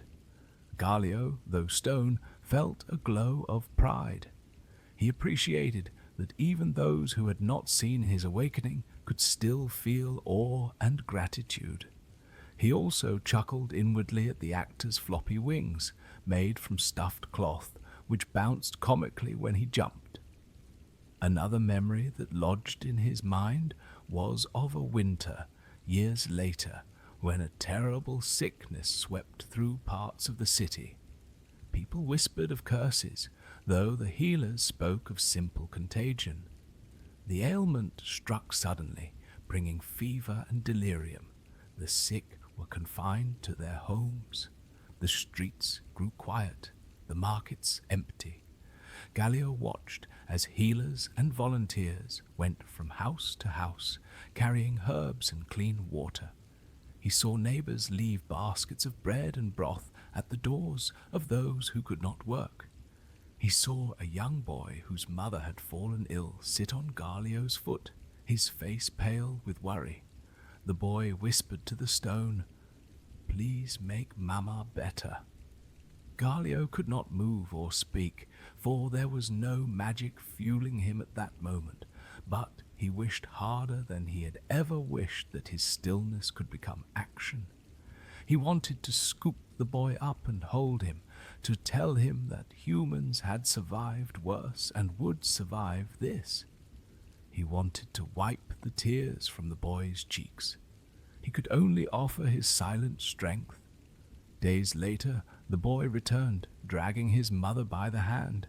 She was pale but upright, and she smiled weakly at Galio, whispering thanks. Galio felt relief. He learned that sometimes, even when he could not intervene directly, his presence as a steady witness gave people comfort. That comfort, intangible yet real, was a kind of magic as well. There were also humorous moments. Galio had lost count of how many times young men had attempted to impress young women by climbing onto his toes or trying to leap from one of his outstretched wings. He had watched teenagers daring one another to race around his pedestal while balancing cups of ale on their heads. He had listened to a group of children who decided that he was lonely and resolved to have a picnic around him, laying out bread, cheese, and fruit at his feet and chattering away as if he were part of their group. They included him in their games by placing a red scarf around one of his toes, declaring him King Galio and bowing. He cherished these acts of playfulness. They reminded him that while he was carved as a weapon, he could also be a source of joy. He remembered one particularly rainy day when a group of children, denied the ability to play in the muddy streets, decided to jump into the puddles that had formed around his pedestal. They splashed and squealed, their laughter echoing off his stone. One little girl slipped and landed against his leg. She giggled and hugged his foot, saying, Thank you for catching me." Galio, who had done nothing, felt as if he had performed a great act. Galio also learned much from the conversations that people had in his shadow. Lovers confessed their heart's secrets, promises were made, and sometimes broken. He heard a young man recite poetry to his betrothed, stumbling over metaphors and rhymes, only to have her burst into delighted laughter and kiss him anyway. He heard an old merchant teaching his apprentice how to negotiate prices, emphasizing honesty and fairness. He overheard two sisters arguing about inheritance and then reconciling, realizing that their bond mattered more than coins. He listened to travelers from distant lands describe deserts of Shurima, the cliffs of Targon, the jungles of Ixtal. Through their stories, he saw glimpses of the wider world beyond Demacia's walls, a world filled with wonders and dangers, with cultures and customs unlike his own. He began to understand that his city, while precious, was not the entirety of creation. That realization expanded his sense of purpose. He was no longer just a guardian of a single place. He was part of a world of intertwined fates. He found humility in this knowledge, and also awe. One summer night, when the air was warm and clear, Galio witnessed a meteor shower. Streaks of light tore across the sky like silver arrows. The city's lights had been dimmed for a harvest ritual, and the darkness allowed the celestial display to shine unimpeded. People gathered in the streets and on the walls, looking up and pointing. Children shouted each time a meteor streaked across the black canvas. Elders murmured prayers to unseen gods, thanking them for signs of fortune. Galio, unable to tilt his head, watched as much as he could. He felt the awe of the crowd as their gasps washed over him like a wave. He thought about how those falling stars were bits of rock and ice burning in the atmosphere, yet to the people watching, they were magic. He loved how perspective could transform science into wonder. He also wondered if somewhere another stone sentinel in another land looked up at the same sky and felt the same peace. He imagined a colossus carved in Noxus or a guardian standing on the coastal cliffs of Bilgewater. He imagined them watching over their people, each with their own stories, their own hopes, their own lessons. He found comfort in the idea that he was not alone in his duty, even if he had never met his counterparts. Dreams visited Galio in his stillness. Sometimes they were memories of his awakenings. He would relive the moment he first flexed his fingers and laughed as he struck the arcane fist. He would feel again the weight of the frozen beast's tusks and the sensation of the chain snapping. Other times, his dreams took him beyond his experiences. He imagined walking through Demacia's streets at night, stooping to enter houses, drinking water from wells, feeling cobblestones under his bare stone feet. He imagined visiting the square where Duran's descendants still lived, knocking gently on their door and thanking them for their forefathers' work. He imagined flying, as he often did, his wings carrying him over forests and mountains, his shadow gliding over fields of grain and cities he had never seen. In these dreams, he sometimes spoke with other beings. He dreamed of meeting the dragon-shy Vana, hearing her speak of her dual nature. He dreamed of a conversation with the mischievous Yordle Timo, who bragged about his adventures and offered to plant mushrooms in Galio's footsteps. He dreamed of listening to Sona play her etwal, her music painting colors in the air that even he could see. He knew these were only dreams, a blending of stories he had overheard and his own imagination. But they felt real enough to bring him comfort. They reminded him that the world was vast and filled with wonders, and that one did not need to move physically to travel in the mind. There were darker memories and dreams as well. Galio could not forget the fear he had sensed in Lux when she first pressed her magic into his foot. He could not forget the tears of the boy whose mother had been ill.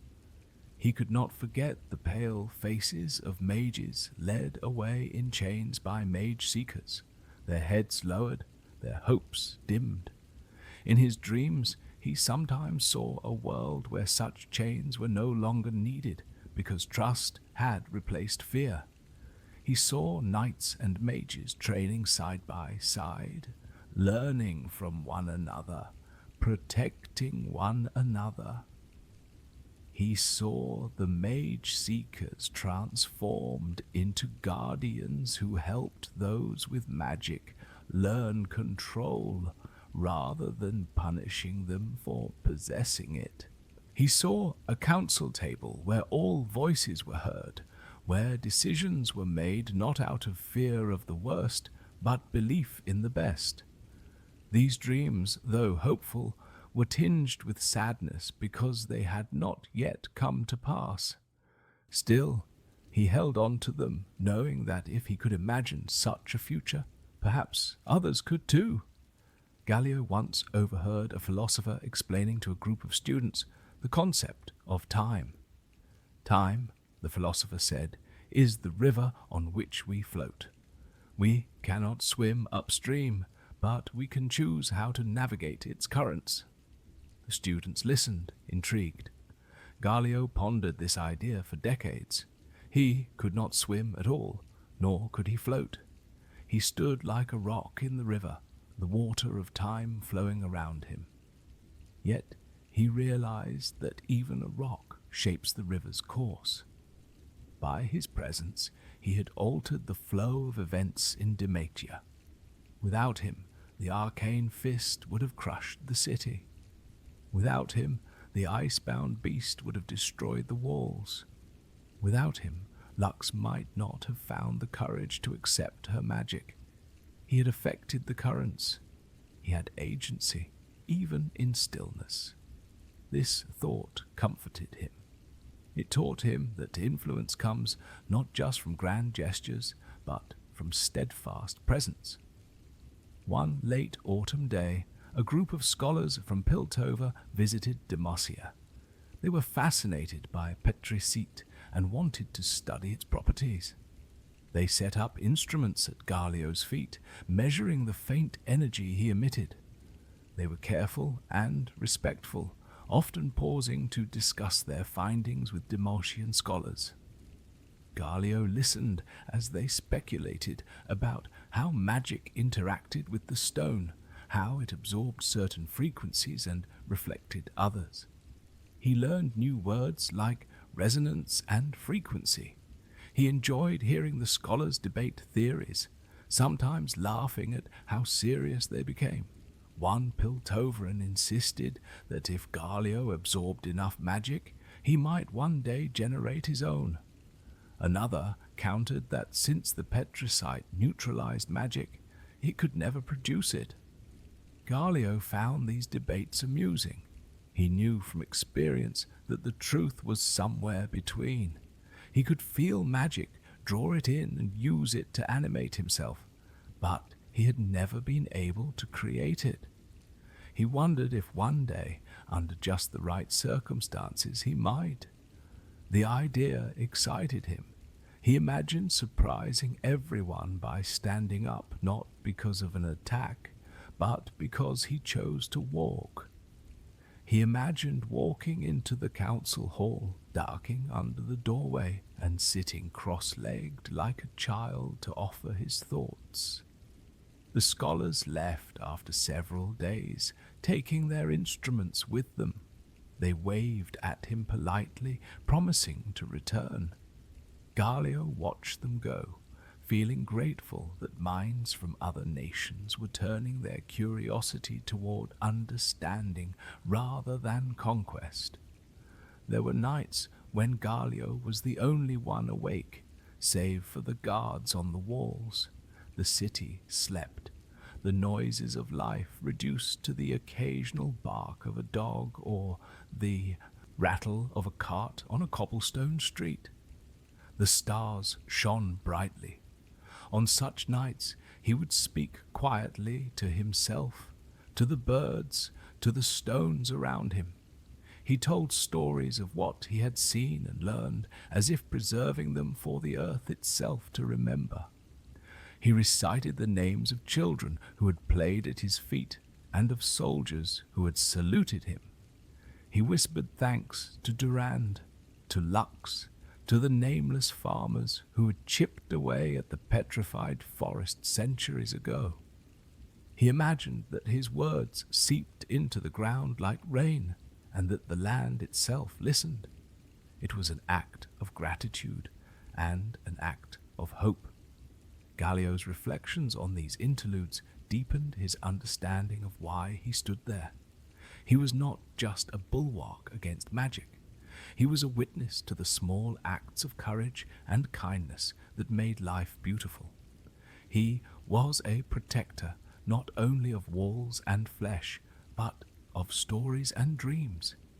He realized that when he next moved, he would carry not just the memory of battles, but the memory of all these little moments. He would let them guide his hands and his words. He would fight to preserve not just the lives of Demacia's people, but the richness of their daily existence. He would remember the feel of rain on his stone, the sound of laughter, the weight of a boy's tears. These details, simple and profound, would inform his every action. So, when the world seemed dark, when fear threatened to overtake hope, Galio would recall the festival with its lanterns and plays, the healing of the sick mother, the children's picnic, the lovers' promises, the philosopher's river, and the Piltover scholars' debates. He would let those memories wash over him like sunlight. They reminded him that even though he could not always act, he always had a purpose. They reminded him that strength was not merely the ability to smash or to withstand, but also the capacity to endure with grace and to inspire by simply being. In this he found peace, in this he found joy, and in this he found the patience to continue his vigil until the next time fate called his name. In the quiet intervals between crises, Galio's thoughts often returned to the details of daily life that spun by like threads on a loom. These small scenes fascinated him because of their variety and depth. He marveled that within the same city one could witness so many expressions of existence, from triumph to tragedy, from birth to death. He believed that to understand a place was to understand its people in all their contradictions and complexities. He remembered a late summer afternoon when the sound of hammers and laughter filled the air. A blacksmith, known for his strength and kindness, was forging a sword for his daughter. She had decided to join the ranks of the dauntless vanguard, Demacia's elite warriors, and he wanted her blade to be both strong and beautiful. Galio watched as the man heated the metal until it glowed orange, then pounded it with rhythmic strokes. He listened to the hiss of hot steel dipped into water, the crackle of coal in the forge, the quiet murmurs between father and daughter as they discussed design details.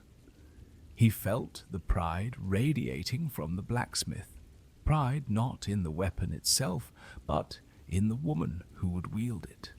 When the sword was finished, the daughter held it aloft, the sunlight glinting along its edge. She promised her father she would wield it with honor. Galio wished he could applaud.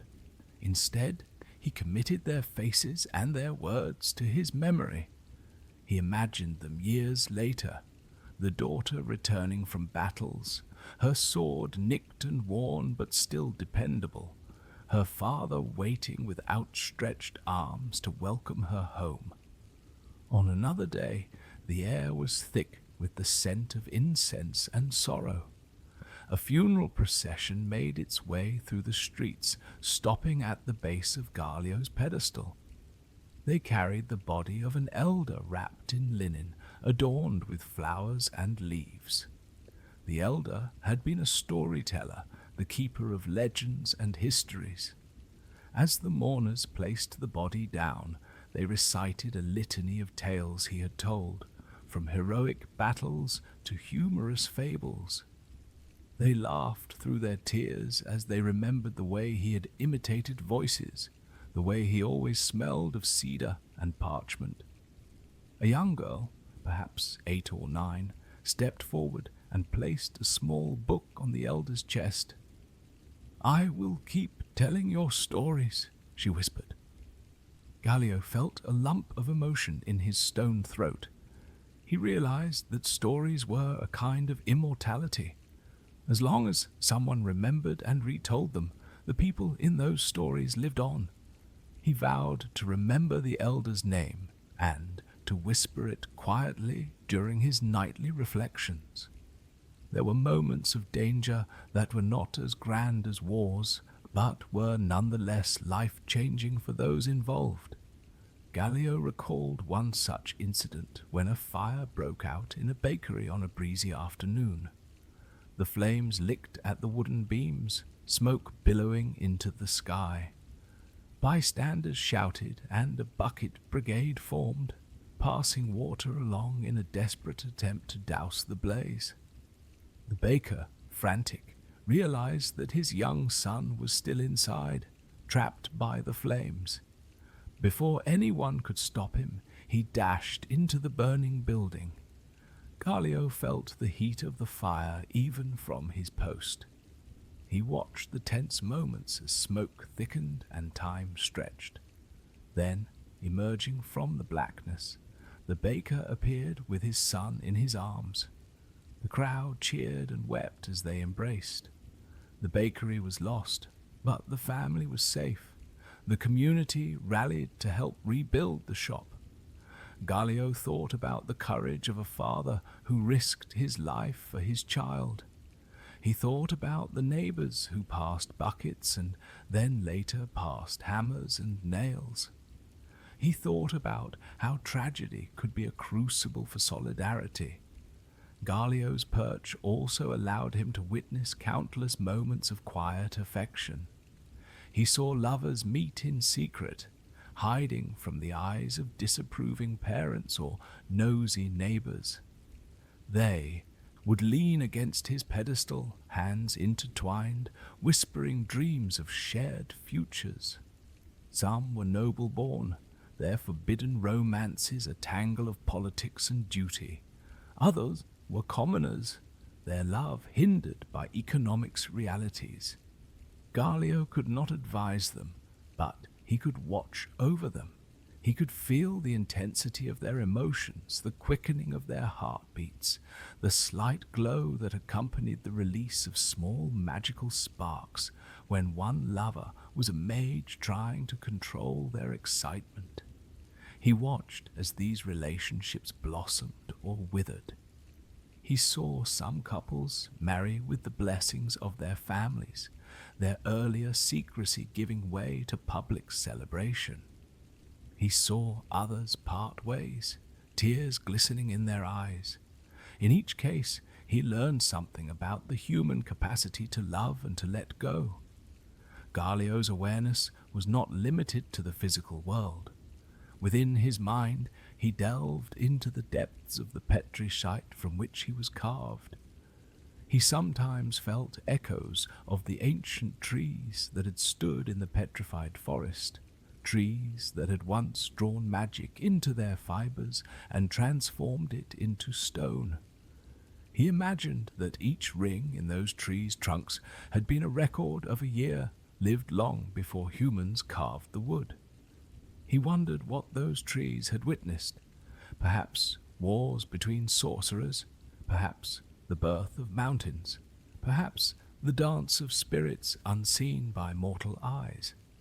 Sometimes, in the quiet of night, he thought he heard whispers in his stone, not of words, but of feelings. It was as if the essence of the forest remained within him, a memory of wind through leaves and rain on bark. He felt gratitude to those trees, for without their transformation into petricite, he would not exist. He often sent silent thanks to the spirits of the forest, promising to use his existence to protect life rather than destroy it. Travelers from distant lands often stopped near Galio's pedestal to share news and stories with locals. A merchant from Ionia spoke of monasteries hidden in bamboo groves where monks moved like water, their martial arts a dance of grace and power. A sailor from Bilgewater told tales of leviathans that lurked beneath the ocean waves, their eyes like moons, their hunger endless. A scholar from Zorn described machines powered by chemtech, wondrous and dangerous in equal measure. From Noxus came a veteran who had fought in countless battles.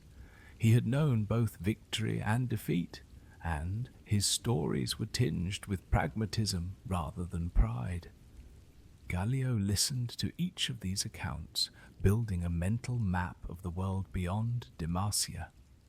He realized that every nation had its own heroes and villains, its own tragedies and triumphs. He learned that understanding others required listening without judgment. He pondered how many misunderstandings arose because people did not listen. He resolved that if he ever met someone from another land, he would listen first before acting. One starless night, when the moon hid behind heavy clouds, a group of mages who had escaped the Mage Seeker's grasp gathered in Galio's shadow. They spoke in hushed voices, sharing hopes and fears. One, a young man with unsteady hands, conjured a tiny flame that hovered over his palm. He stared at it as if it were a ticking bomb.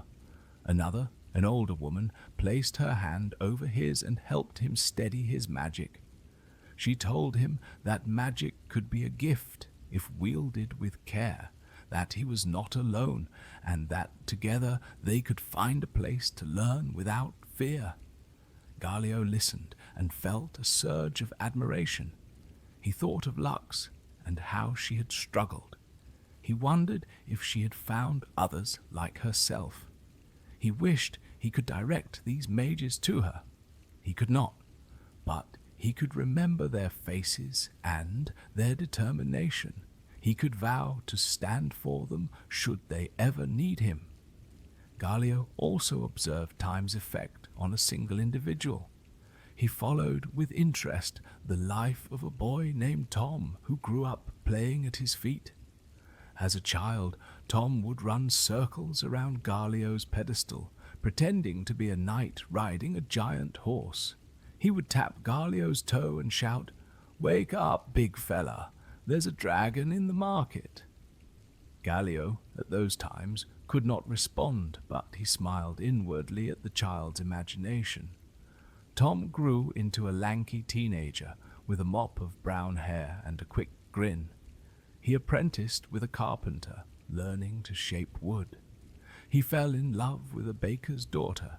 He married her in a ceremony that took place in Galio's shadow. They had children, who in turn played at Galio's feet. Tom's hair grayed, his steps slowed. He still visited Galio, resting against the stone with a contented sigh after long days of work. One winter, Tom did not come. Galio later heard that he had passed quietly in his sleep. Galio mourned. He remembered Tom's childhood shouts, his teenage laughter, his adult sighs. He whispered Tom's name on the wind. Watching one person's entire life arc made Galio appreciate the fullness of a human lifespan. It was brief compared to his own existence, but within that brevity there was so much living. From time to time, traveling philosophers would set up stools near Galio and invite passers-by to engage in debates. One philosopher posed the question, "What gives life meaning?" People offered various answers: family, honor, love, service, legacy. Galio mulled over each response. He wondered what his own answer would be. He concluded that meaning was found in connection. Everything he valued, Duran's friendship, Lux's courage, the children's laughter, the city's festivals, was rooted in connection. He existed because others had brought him into being. His purpose was fulfilled only when he interacted with the world. Without connections, he would merely be stone. With them, he was Galio. He also enjoyed moments of humor, however unintentional. During one particularly hot summer, a group of teenagers dared each other to slide down the slope of his wing. They fashioned makeshift sleds from wooden planks and polished them with wax. They waited for their parents to nap, then sneaked to the wall. Galio felt the tickle as one after another they climbed onto his wing and skated down, shrieking in delight. He feared they might fall and hurt themselves. He could not prevent them, but he silently urged them to be careful. One lad, bold beyond sense, stood on his plank like a surfer, arms outstretched. He lost his balance halfway down and tumbled into the straw-filled cart placed strategically to catch them. His friends howled with laughter. The boy emerged, straw in his hair, bowed dramatically, and proclaimed that the great statue had graced him with a soft landing. Galio chuckled internally, relieved they had planned a safe landing. He was reminded that life's difficulties did not preclude joy. People could always find ways to turn the mundane into adventure. On an autumn evening, a group of stargazers set up telescopes near his pedestal. They invited passers-by to peer through the lenses and see the craters on the moon and the faint glow of distant planets. A little girl gasped as she saw the rings of what she was told was a planet far away. She turned to her mother and said, "It looks like Galio's halo." The mother laughed and kissed her daughter's forehead. Galio took pleasure in being used as a metaphor for the cosmos. He liked that in the minds of children, the rings of distant planets connected to his own stone wreath. It was a reminder that imagination bridged distances. He sometimes mused about what he might say to the great beings and champions whose names echoed throughout Runeterra if he ever met them. He thought he would tell Garen, the might of Demacia and Lux's brother, to listen more and shout less, to find the nuance between loyalty and understanding. He thought he would tell Swain, the cunning ruler of Noxus, that power gleaned through manipulation is less satisfying than strength gained through trust. He would tell Sona that her music had reached his ears even though she had never played near him, because travelers hummed her melodies and he had dreamed them. He would tell the Yordle Poppy that he admired her steadfastness in carrying a hammer whose destiny she did not yet know. He would tell every mage he met that their power was beautiful when guided by compassion. He would tell every warrior that courage was not the absence of fear, but the mastery of it. He would tell every child that their dreams mattered. Whether he would ever have the chance to speak to such figures, he did not know. But thinking about these conversations helped him clarify his own beliefs. These endless observations and musings enriched Galio's inner life. They filled the gaps between battles and crises. They made his vigilance more than an exercise in endurance. They made it a privilege. He recognized that to stand guard was to witness history at all scales. It was to see the sweep of armies and the intimacy of an embrace. It was to feel the tremor of magic and the feather-light touch of a child's hand. It was to exist simultaneously in the present moment and in the continuum of time. With each passing year, his appreciation deepened. He did not grow weary, he grew wise. When he thought about the future, he no longer yearned solely for a sustained awakening. He still hoped for that. He still longed to stretch his wings and perhaps take a step down from his pedestal without needing a foe's magic. But he also realized that waking was not the only measure of his value. Even if he never moved again, he would continue to matter so long as he remained present, attentive, and loving. He would continue to inspire stories, to offer shade, to stand as a symbol of protection and patience. He would continue to whisper into the night to sleepy summoners and restless hearts. He would continue to hold within him the memories of the blacksmith's sword, the elder storyteller's funeral, the baker's fire, the lover's whispers, the philosopher's debates, the playful sledding, the stargazer's amazement, the secret mage's courage, and the life of Tom. In this way, he found peace with his existence. He understood that being carved from stone did not mean being devoid of growth. He grew inwardly, like a tree adding rings. He grew by collecting stories, by reflecting on them, and by letting them inform his understanding of the world. He grew by hoping not just for himself, but for all those who passed by him. He grew by loving those he had never met, simply because they breathed the same air and walked the same earth. And so he stood, a stone sentinel with a heart as vast as Runeterra, ready to greet every dawn with the same quiet faith that had carried him through centuries. He waited, not in impatience, but in readiness. He listened, not in eavesdropping, but in empathy. He dreamed, not to escape, but to envision. And always he whispered to those who would listen, "You are not alone. Your story matters. Rest, weary one, for I am here."